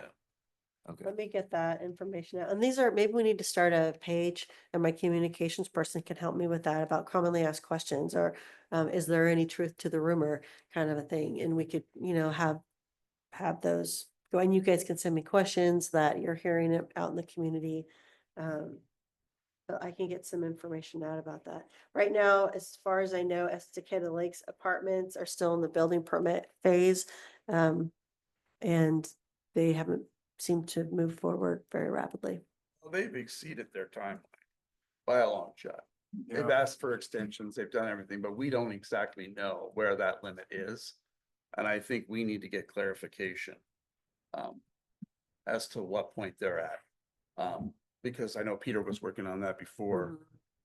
I've brought it up with Carrie and Missy also. Yeah, so I think we really need to tackle this and figure out where we're at and what our options are at this point going forward. But at the same time, we'll work on that, I'm sure. We'll It's bring it back. definitely not a city initiative. It's not something the council was tremendously supportive of. That's an overstatement. It's not something the council was supportive of for concerns of the location and the number of units. Although I do hear, people in the community, seeing a need for more like single bedrooms or studios. But that was, it just wasn't a plan that the council or community seemed to get behind. But the people that own the property have the right to develop their property as the code allows. And they were pretty confident that it would be a good thing for Estacada. But they have not been able to move the project forward. I think they're still trying to do that. Yeah, that definitely needs to be a topic of conversation, because I personally see a lot of issues, but a lot of the issues that are coming to me make a lot of sense too, from people who live down there. Yeah. I So, think bringing Carrie on board, we can get Yeah. into a conversation I think about we can do that. that. Yeah. I'll send out some information that I know, just to bring you up to speed. There's really no more, I don't know much more than what I've just shared right now, other than hasn't even made it to the building, like for plan review, hasn't gotten past the fire marshal at this point. I think they're close to that. See, my whole problem So- is that it actually, it's not that they're doing it. It's that we've had no finalization on it, and we've made an agreement. We sat in this room with the committee Mhm. that actually put forth the timeline. And we have exceeded that timeline by immense Yeah. amounts now. And But- it's time to either get a yes or a no and replan or do whatever they have to do going forward to make this happen. So the design review that you're referring to gave them 9 months to submit building permits, or they would need to redo the design review based on the current code. They met that requirement and they submitted their building permit applications within that 9-month period. But that was coming on a year ago, that I think they submitted them at the end of September. So I guess it's 10 months ago. But then they asked Um, for a plan change. Yeah, which they've Got had, that out of the water. they have, they've continued to submit, and the way that the building permit program works in Oregon, as long as you're continuing in good faith, which is kind of left to What is good faith? interpretation, yeah. really There's open-ended. there's not a hard deadline. If it was like, if somebody turns in a building permit and then never follows up on it, like I've had to do that before, 6 months goes by, we never got it. We didn't get it off the ground. And so then later on, you have to reapply and repay the permit fee and all that. But if you're appear to be moving forward, they'll continue to let you try to move forward. But the thing is that our code has changed since that took place. And so that was what I was discussing with Carrie, and we should probably have a And discussion that's- about that. That's Yeah. definitely a discussion. Yeah, so it's a, We appreciate that. Thank you. okay. All right. So more information out to people, more information out to the community, more connection with the council and the community is kind of what we're looking for. Do you want to do a council barbecue, or do you want to just I incorporate it would like into to the? invest time with this council, this mayor, with the people of Estacada. Not because I think that we couldn't put up a booth here or a booth there, but I want to show the people that I am invested.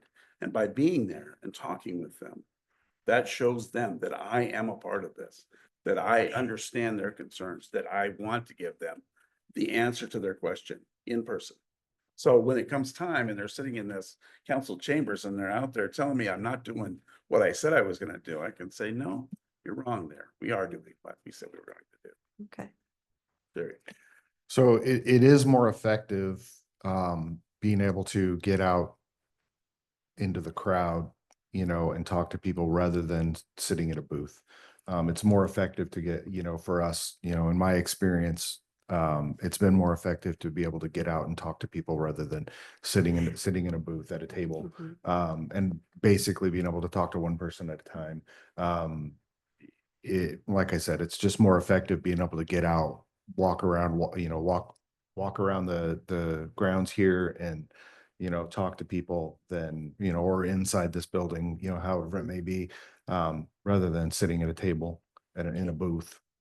So I think that, that would be, what the mayor recommended, having a food truck or two come down and, serve food, because when we've cooked in the past, it's really hard to have conversations when you're trying to get people moving through the line. So yeah, I mean, having somebody else do the cooking and serving and then, let us just be able to get out there and talk to people, I think would be way more effective. So We we got a just pretty pick a smart date. council here. I think they could handle it. Yeah. He's great at building. She's great at smiling. I think they'd be wonderful out there. They'd be able to. Absolutely. Well, it would make us more approachable, Exactly. part of them rather than a divide. Yeah. Okay, we'll behind try people. to, I'll use my high and good son here. pick a date. Oh yeah, come to National Night Out. National Night Out. That's it too. That'd be a good crowd there. Okay, I'm just gonna kind of walk through this really quick and we'll bring up other topics as we go. Infrastructure development. was a priority. The wastewater treatment plant we're having the groundbreaking, so that has been a long time coming, but we're moving that forward. Starting construction, water system improvements, decreasing the water loss. I could go down a list of things because I was kind of looking at that up between doing manual reads to make sure our meters are working, doing a zero consumption report, seeing if somebody it's not reporting back to us correctly. Doing a satellite, we're working on the satellite overview to see if we're having some leaks somewhere that we can pinpoint. We did hire somebody also to compare addresses on the county records to the addresses that we have in Springbrook to make sure we're not missing any addresses in our accounting system. And we have about 40 accounts that need further investigation. We're not sure if they just don't have, water service on them but they didn't match up right. So we're following up on that. So we've been doing quite a lot. It doesn't seem to be moving the needle yet on the percentage, which is very disheartening, but Elena reached out today just on the listserv to say, hey, has anybody else found a successful way to bring that your unaccounted for water down? Turns out that Malala has done a good job. They connected us with their assistant city manager, so we'll see what kind of things they did. It could be, we were hearing that it could be in our data systems, in our Excel sheet, there could be a problem it could be in the way that we gather data from the meters. We did find a meter that I guess it rolls over or something, and they were using so much water that had rolled over, and so we thought it was it's like when you go over the 99,000 in your old car and you think, okay, is it really got 56,000 miles on this car I'm buying, or is that 156,000 miles? So there's things like that we're working on narrowing down, but that is a top priority. Yes, Councilor Blevins. One of the things that I had to deal with when I worked large construction sites was installing a meter that the city checked every day on the fire hydrant. Are we ensuring that these site, and I know companies sidestep that sometimes, and that construction sites take a massive amount of water. Are we ensuring and checking regularly that they have they're not circumventing and finding alternative ways to take water or not check water? Because that would, I would assume, play a huge role in discrepancies in the water. Yeah, we are checking that and we're monitoring it, but people do call in when they see a water truck filling up at a hydrant. And that's not a bad thing, because then we can verify that, yes, that was approved, or no, they're not supposed to be filling up there, and go and check on that. So that is something that we do track with, though. It's another one of those we're like ruling out a lot of things that aren't seeming to be effective as far as the percentage of our unaccounted for water. But also I have to say that this summer, the water usage, even though we've had some pretty hot weather, a lot of times the water usage overall has really come down, and we haven't been as struggling as hard with the plant to keep the plant was running like 22 hours a day. Was it last summer or the summer before? Just to keep up with everybody. But we've done upgrades to the plant, and I feel like people are doing better on their water usage, which is good for them too, because then their water bills aren't so high. And we're still keeping City Hall on green, mostly green. It's a little tan, but it's staying pretty green. And the amphitheater, we're focusing on that, the flower baskets, but a lot of the other parks, we're kind of letting them not completely go dormant, but bringing that, and it seems to be helping overall. But yes, that is something that I look forward to over the next 5 months, hopefully getting some actual answers to bring that percentage rate down, and update you on that. But we are just also on water improvement systems. We finished the water plant upgrades where the reservoir 5 is under construction. What else? We're addressing, I have a whole list of things that we went over with the Kern McLeod team of all these engineering projects. So I think those are the easy things to see. The utilities, the projects that are happening. Hillway got completed. We're out to bid. I think it's this week that it closes we're going to go ahead and pave the trails in Wade Creek 3 because that tiny gravel is ADA approved. It's approved to use, but it's not practical.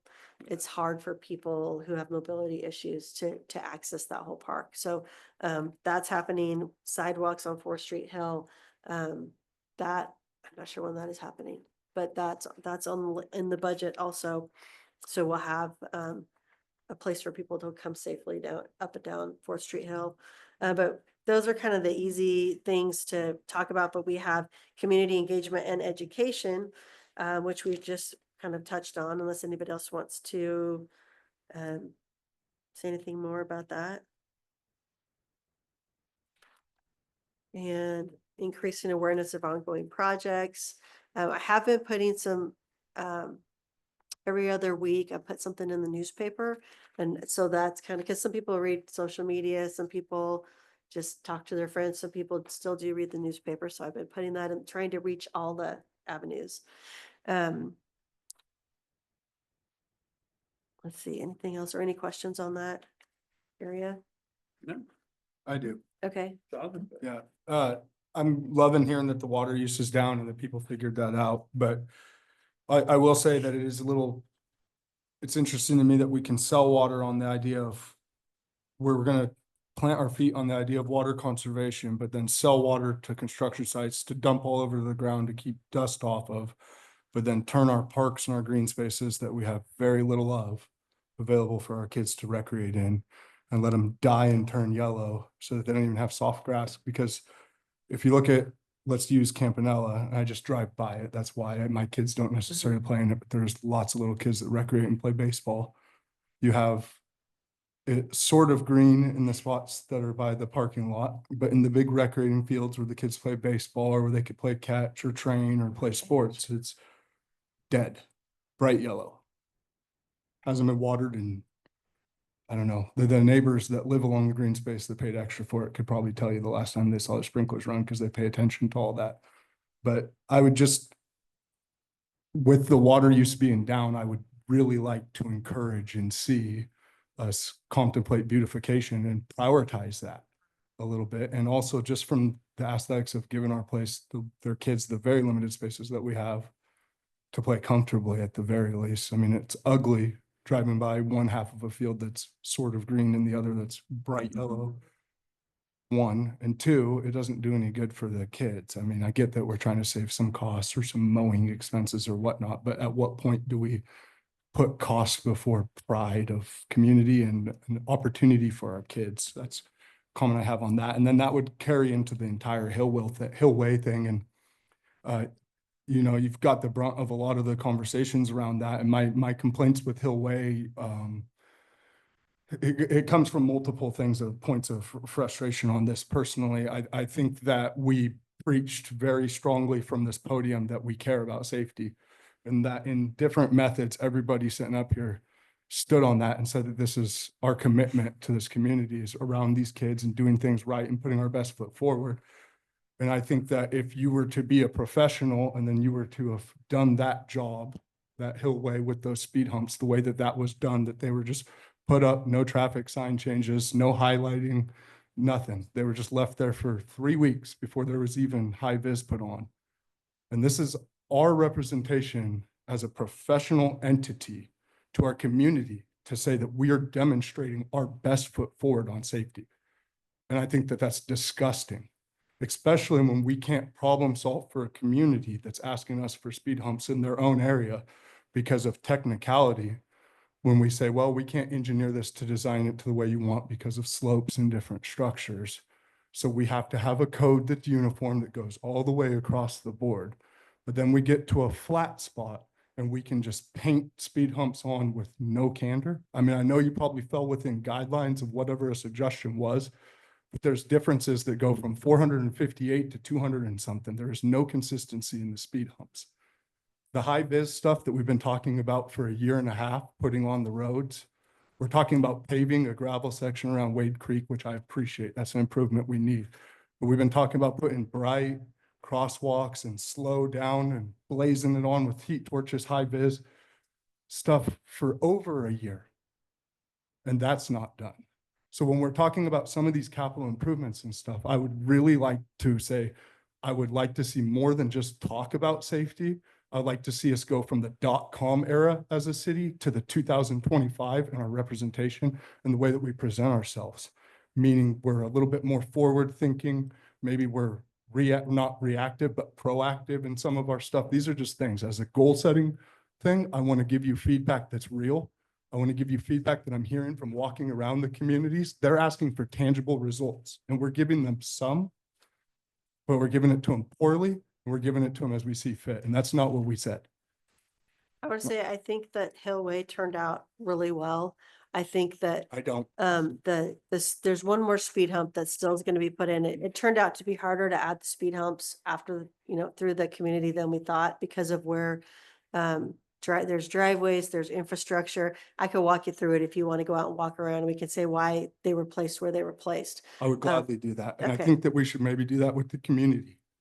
Because here's the thing, the voice in the room, the voice of the people. I know that we think we can make the decisions for them. We know best because we put a little traffic study, we do this. But our considerations are around what they perceive as well. It's their kids in that. It's not even yours. It's their children that they're coming in here saying, hey, this is fast and dangerous. Well, the average speed was 21 miles an hour.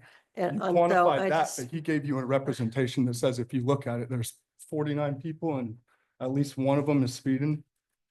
yeah. I mean, like, I get it. I'm We not could get arguing into with that. that, Well, but, yeah, let's not, I'm not arguing. getting I'm the telling you to point make an across, adjustment. That's what I'm asking. No, I think wanna an see adjustment, made. I think adjustments, a good way to handle this. And we'll definitely look into that. That's for sure. Yeah. How we handle it. Yeah, Are we and having report. tangible results? Okay. Well, I'm on the same page as Jonathan. We could do studies all day long, but the studies are the people who live in that neighborhood and they have a right to make a decision on how their community is set up.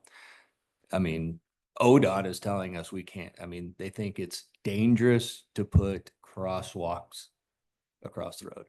ODOT's telling us this. So us as a community, we should tell ODOT, okay, thank you. And we're going to do it because that's the safety of our community. And we are in charge of our community. That's all I guess. no, I appreciate your input and we'll definitely look at this stronger and harder.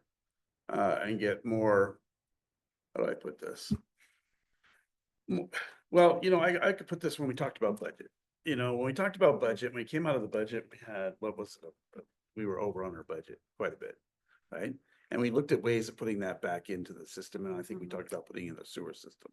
Right, the. Yeah. I And at that I time, and water loss. we should have thought about this very thing. Mhm. Wouldn't it have been nice to focus some of that money into the safety features that we're talking about? Well, it's interesting that the suggestion for I came from somebody outside of the council and it was filed too fastly, but when we have other things where we prioritize things, Yeah. it's slow. I have a problem with that as well. Yeah. I'll state that plainly. No, I think hear that you. our priorities matter as well. I That's I all was- I'm gonna say. Yeah, I hear you. It was, the I thought was important. I was one of the people that It is. I'm not- recommended, yeah, no, not, I was just part saying, of it's the council that interesting. recommended that. Yeah. You can yield. to And other We people. could have I broken it think, down. and I think the safety on Hillway is super important, Oh, but I want to get the speed under control there, but I think it's also important to remember that we designed that the street is a major arterial, I believe is what it, or not, it's not arterial, Especially right major now. collector. Especially So right now. we have to build we want safe streets everywhere in the city. I'm not discounting the safety thing, but when I come down on Cemetery, which has got the same classification as that road, the same street design and how wide that is, I don't see kids playing in the middle of Cemetery Road because it's not the type of road you want to be. I don't think there's a situation where kids should be playing in the middle of a major collector street anywhere in the city, including in the middle of Campanella. I mean, it's just, the street is designed for traffic to eliminate traffic that was collecting where the highest traffic zone for kids crossing the crosswalks on 6th Street is, to eliminate that traffic. The design of that street is for traffic to be coming through there and avoid the school, which is where the highest chance for that to happen is. And I just think that we want to do everything, get the speeds down. I'm up for stop signs, speed humps, whatever we got to do, get the speed down. It has to be a safe travel through there. But the purpose of the road is a major collector for traffic to be coming through there from the upper subdivisions and not going in front of the school. So I think it's important to remember when we have the conversation about it, And you have get to as many understand speed humps as you want, many it's the stop signs, impact but right yeah. now, because you've got Deuce Road shut down. Yeah. You're getting 2 and 3 times the amount of people coming through that particular area because Yeah. they can't go anywhere else. Yeah. So we have an And then exception. ticket all the idiots that you want. I mean, I think No, that's important and too. I yeah. don't think anybody's arguing that the kids should be playing in the middle of the street. I don't see that as the argument.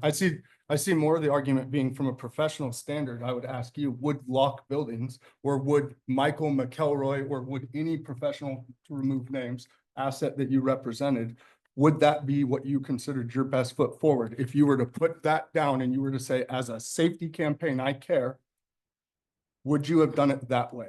Because there was I'll- no sign changes. There's not highlighter. I agree with you, whether it's stop signs, more speed humps, no argument. Do kids belong in the middle of the street? No. Nobody in here is saying that they should. But I do believe that our presentation on this I'll say they should. matters. I do think my kids should play should outside, have a but basketball hoop out in front of their house and not have to But worry that- about someone going he's talking 50 about miles the an main hour. collector. That's his point, and he's not, you're absolutely correct. I'm not arguing that. My point is on the presentation. I don't think that we represented ourselves here well. I know that other builders come in here and they overexert themselves. There's an example of that right there with the sidewalks and everything going on with that parking lot. It's a prime example of somebody committed to going over the distance for the community and addressing needs as they're doing something. And we as a city, we can't even, when we're adding things, we can't even address that in a more professional manner. We can't put signs, we can't get ahead on the safety things of the flashing lights or even high vis vinyl on the street, just to at least say, look, we're aware that people speed here, watch what's going on. We are watching. That is my argument. I will refrain because I know I'm passionate. I'm not upset at all. No, To be your clear, I'm passion's just, I'm good. an vigorous The person. passion is why And you're sitting out what there. he's saying is absolutely correct, and I think that the citizens need to understand this. That is a main road. And that's important. I live in that community, but my fight would be for any community on this, on the representation, especially thereof. But you are correct. People do need to understand clearly that the design in that street is not a play place. It's not, it's supposed to be a flow through and to prevent, so that is stated publicly. But I do think we could do better on safety campaigns around those. That's Yeah. all I'm saying. And I think we're all on the same page on that one. It's going forward that we want to make sure that we handle all the safety issues in a better way. We are, a town that is growing, and our families, I mean, just look around you. How many families are moving into our area? I mean, kids everywhere. I mean, people driving everywhere. These are issues, okay? I see it every day, just like you. And I see it, more people, more driving, more speeding, more everything. We're gonna have to address this. This is a given. With our police services, we're gonna have to address it. With the people, we're gonna have to address it. And we're gonna have to show that that is our main focus, because it is. That's where we're going with this. So we appreciate all your comments. I appreciate your passion is 100%. I love the passion. Yeah, because this is where I we just should want to be. communicate. I'm not, No, I just I want got you. that to be clear because of the way Sure. you talk sometimes. I'm So- not angry at all. So I don't know if this is the right place to do this, but I definitely want to look at what Jim Moriarty recommended in a citywide 20-mile-per-hour speed limit. I want to look at that. I want to, if this is the right place to direct staff to, to put something together for us, I mean, it's not going to solve all the issues, but it's going to curtail some of the issues. How? Because There's a 25-mile-an-hour speed limit. Nobody's respected it and they're speeding all over the city. How is the speed limit going to address the issue? Because people like us that drive the speed limit, there's a lot of people out there like us that drive the speed limit. And by the speed limit dropping down to 20 and us dropping our speed down, we're going to then slow the traffic behind us down. That's what I want to see is more people, more people driving 20 miles an hour. The law abiding citizens that aren't out to make it, just using this as an example. So I don't know what the name of the road is, but coming downhill way from Cemetery, that very first road, there was a white 4Runner that pulled off of that road in front of me as I'm coming down and I'm doing 15 to 18 miles per hour. The white 4Runner pulled out in front of me and blew down the road Blue Downhill Way, was at the stop sign probably 40 seconds before me. Yeah. By the time they got down to the bottom of River Mill Road, I was right behind them. So that, them blowing down Hill Way did not save them any time. It didn't save anything. I was right behind them when I got to the bottom of River Mill Road. I turned right behind them. So, that's one thing that we need to, get across. If more of us are driving the speed limit, it's going to slow those people down that are behind us. I don't care if people honk at me. I don't care if people flip me off because I'm driving too slow. I want safety in the community. So it starts with me. That's my And position. for everyone that's accountable, I think that it's not the people that are accountable to the speed limit that we're having the issue with. It's the people that are completely ignoring it. And I'm all for 20-mile-an-hour speed limits in residential areas, but for traffic that's going through the major flows of traffic going through town, people that are working, trucks that are coming through, 20-mile-an-hour in the whole city, I think is a ridiculous idea. And I don't think it'd be beneficial. I don't think it will benefit. I don't think it'll have the desired result. So the roads, If the speed limits aren't working now, reducing the speed limit, just going to give you more speeders because more people are going to be going faster, quicker.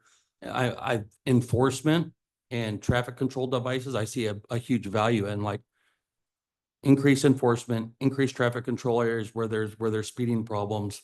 But a citywide 20-mile-an-hour speed limit, I think everywhere residential, I agree with you 100%. the roads- Residential, yes, but in the business districts, reducing the speed limits in business districts, I just think it's going to just create more traffic. The roads that you're talking about, Yeah. Broadway, Main, Sixth. Sixth.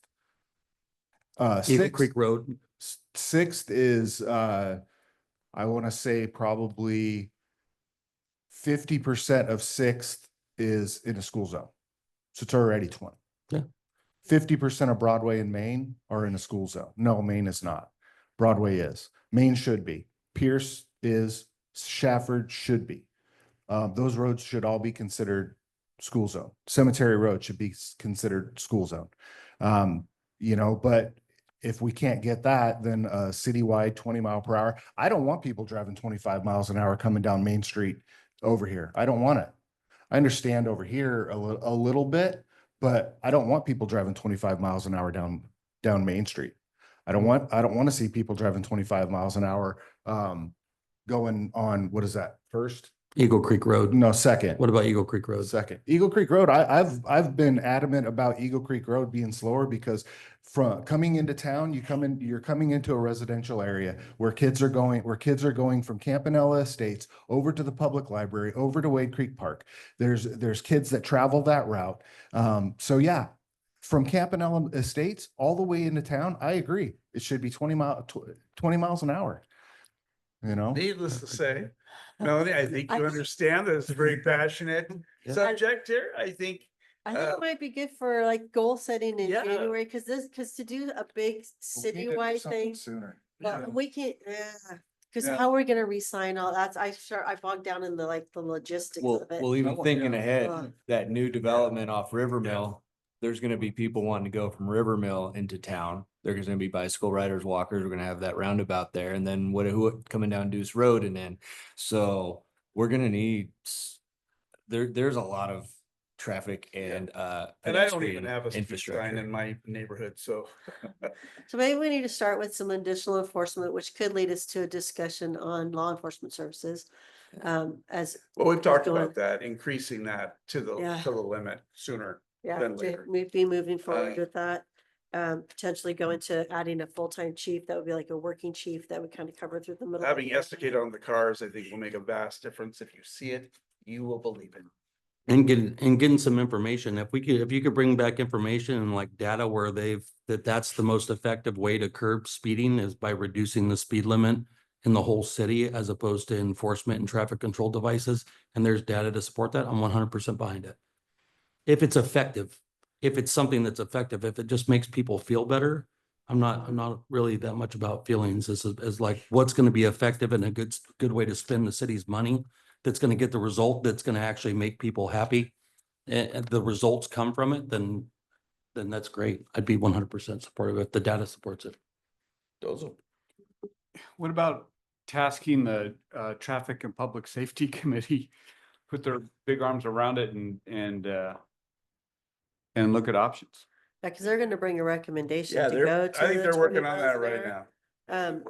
But I think you might want to like start talking to people, see what they think. We could see if there's data out there, and then it might be a bigger discussion as we go in towards the your goal setting and budgeting for next year, because to do a big, and I love their initiative about putting the yard signs, doing the yard signs. And Mendoza was saying, even if somebody gets pulled over, the deputies would keep that in mind, they'll be saying, hey, just wanted to let you know, Estacada, drive safe. That's why we're slowing you down today. And just start getting that culture shift, because apparently there's half of us that this is really important to, and the other half that just doesn't, maybe it's not half, there's like 10% of us that just doesn't care and wants to drive really fast. And so if we can get the culture shift to where there's people are more conscious of the safety in town, especially. But if the council wants to look into that, and I think think Set it'd up be further video down and the road. publicly humiliate people. Yeah. Take video of the people that are coming down your street and speeding dangerously and post their license plate and their photos on Facebook Driving a and publicly. motorcycle on the illegal to- sidewalk. It's illegal They- to post our license plate. Well, They used to put it in the I news. post their like the face. idea, but it's still illegal. Start bringing some accountability. If we don't have I think enforcement more 24 hours, traffic- then embarrass them. More traffic devices in general, Yeah. I think Yeah. is a great idea. I think more, yes. We will keep working on that, because we are working on getting, Well, yeah, have getting Elena on look it. into a grant. What There are about the so many high grants vis? that come over my What do you, computer oh yeah. for street devices, solar, everywhere. I get them every other day and I look at them, and there's grants you can get through the state of Oregon to help with that. And I think we're looking for all these grants, but I think focusing on a grant like that could help us out immensely as far as costs go. What I mean by What's the- a high vis? Like the thermal plastic, I can't remember the name. of it Okay, off the- that's what it is, thermoplastic. Like essentially what you make crosswalks out of, crosswalks. where they torch it on. Mhm. I mean, for that, I know we ordered a bunch, because when I was the liaison for traffic and public safety, that was an Mhm. ordered item. I don't know that we got it. But like for stencils that say slow and stuff like that. My reason for this is I totally respectfully, I do understand that some of this stuff is a larger line item for budget and trying to get that. I do get that. But you did reference at the beginning of this meeting, the paving around Wade Creek, and that's a new development, is that not? No, Wade Creek Park, like That's what phase 3. No, I know that walkway, right? Is that what you were Yes, saying? it's the gravel path that goes around the creek and stuff. Yes. Yeah. And so but the paving was that on our already plan? That was a scheduled thing already? It was, we applied for a grant, but we didn't get the grant, but we plan to go ahead and do it. Okay. But we do have, yeah. I'm just hearing mean, you. like, when I'm we're hearing doing you. that, we're like picking certain things, like something that's already adequate in the ADA.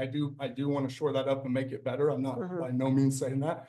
But then we're saying we'll have to wait till next year again to revisit taking care of other safety needs that everybody. Oh, we're gonna agrees. keep checking them off, I think. But if you wanted to do a big citywide initiative, I think that's something that probably should get some Yeah. more public comment and, Yeah, we're gonna have to sit down and look at some talk about data, this yeah. A little bit more. yeah, just a Make this couple more other impactful. highlights on as far as economic development on what's the date? It's August 5th. We're doing a tour with any of you that can come. I don't know if I've heard back from Council. yeah, any council, and then some other elected officials, and we're going to meet here. We're going to take a tour of the industrial campus, highlight and the mill property, and highlight some of the businesses in the campus and the 50-acre parcel. That is a great development opportunity, and then they can wrap it up with a national night out. Yep. If they want to go over there. Yep. So that's happening, coming up, kind of an outreach effort on behalf of economic development. And then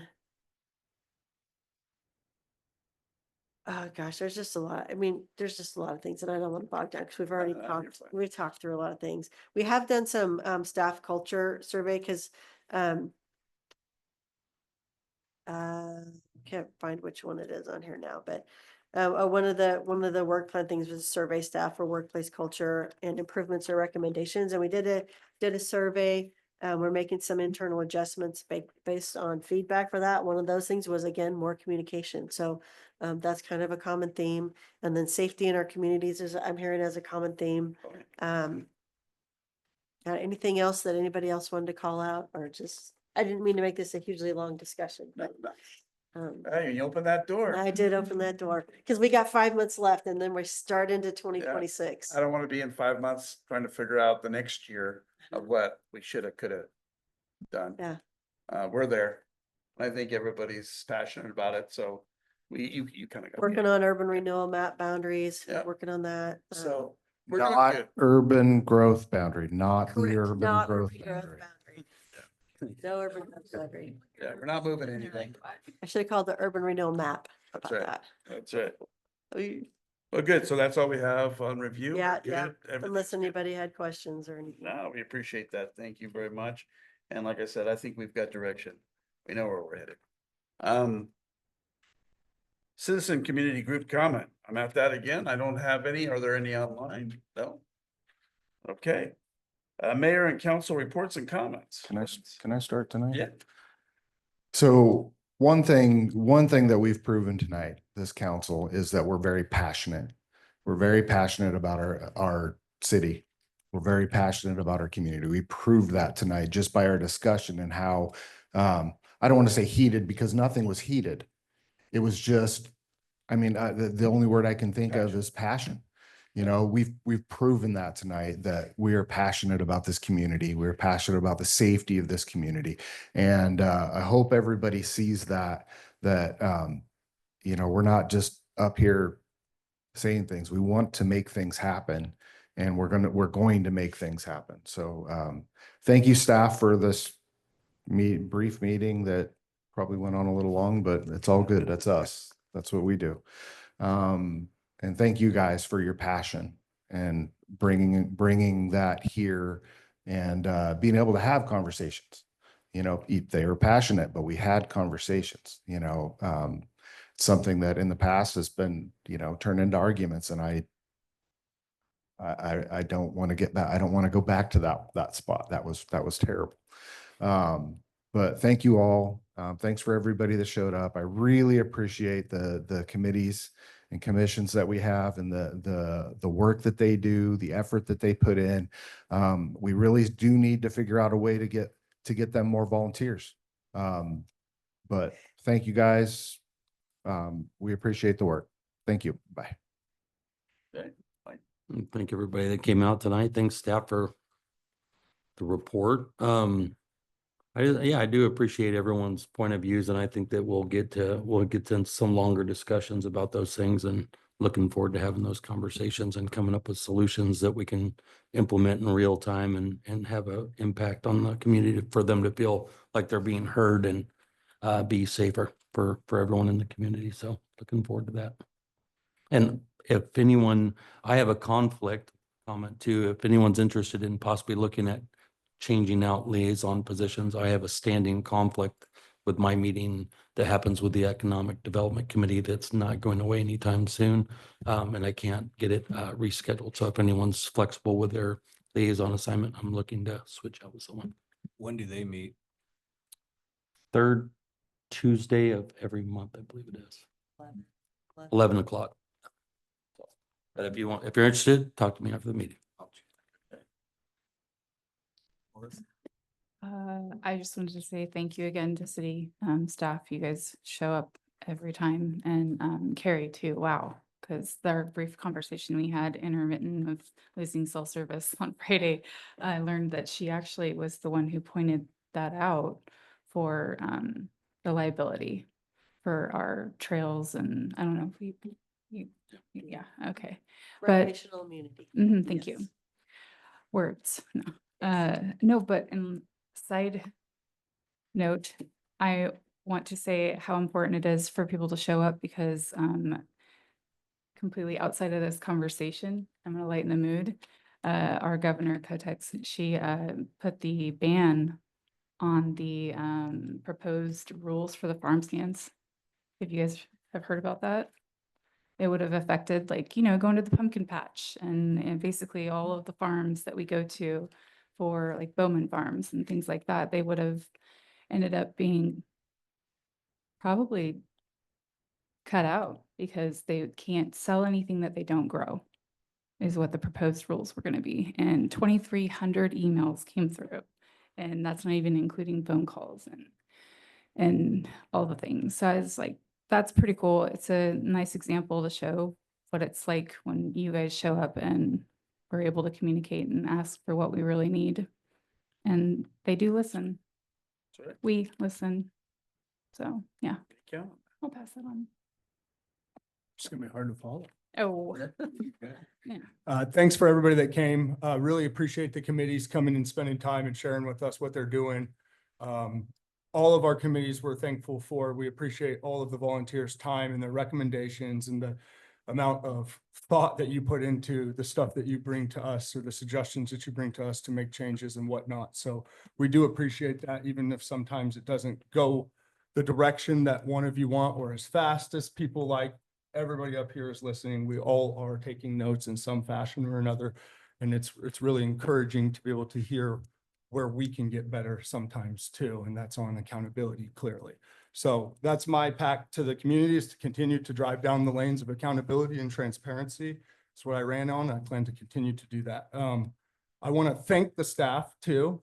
They've done a very good job at handling and juggling a lot of our questions, and they get the brunt of a lot of these different ideas that they have to make decisions with and try to find the common ground between 30 different entities to drive the narrative a certain way. And that's not an easy task either. So that's not lost on me. We may have criticisms, but we do appreciate those that work for us and those that are working to build this community into a stronger. And I can assure you that regardless, we do have a strong staff, and I'm confident in that, regardless of what criticisms you may hear here or what suggestions we might have or feedback.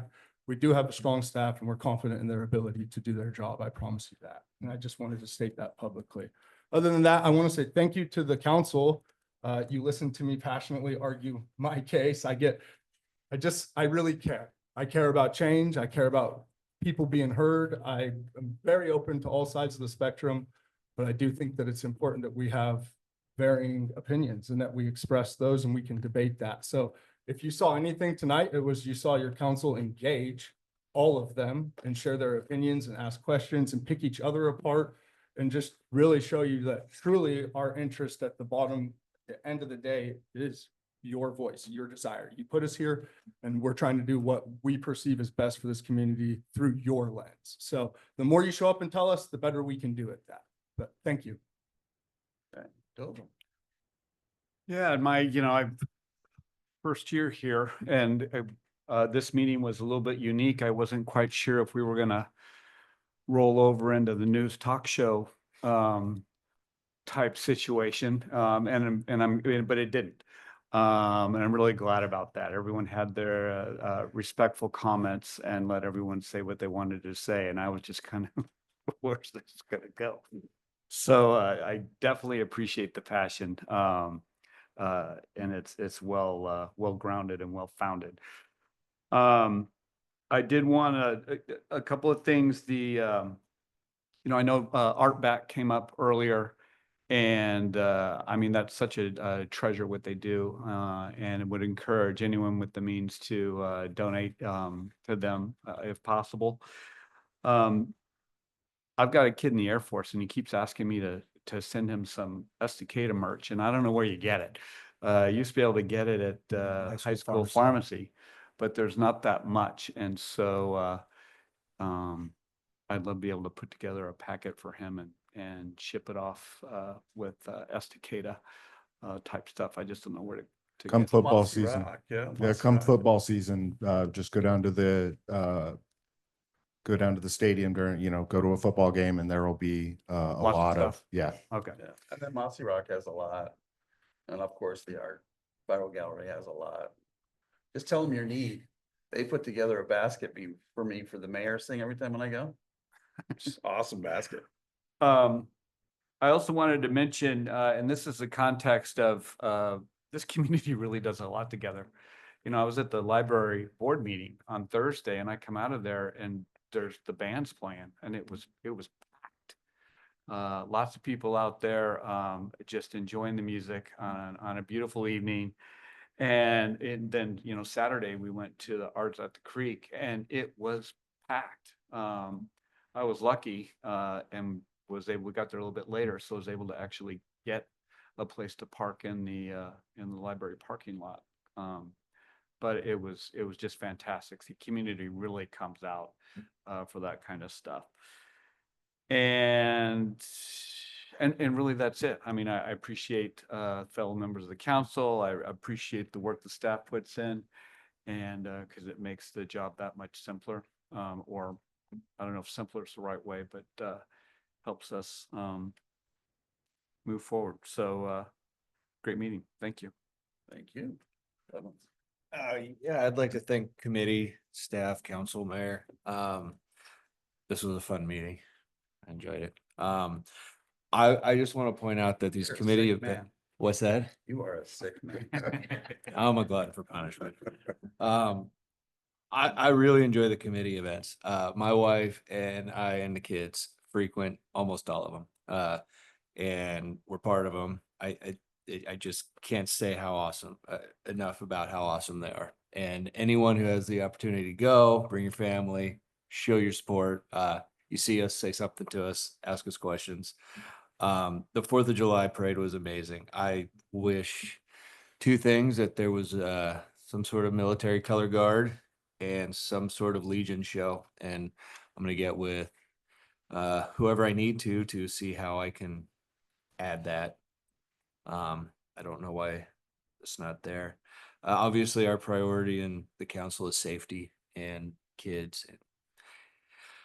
As far as the council mayor meet and greet, I love that idea. I got a beard, so whatever isn't like cheesy or like saucy. So I'm thinking, like Harry brought up a good point, sitting in a booth isn't the most ease of communication for most people. So maybe like standing only for finger food type stuff, like a charcuterie boards or something on certain tables. I don't know. I mean, it could get expensive quick, but I think that's a phenomenal idea. I don't think that there's enough interaction between us and the community on a more consistent basis. And I don't think it should be here. I think it should be more centralized.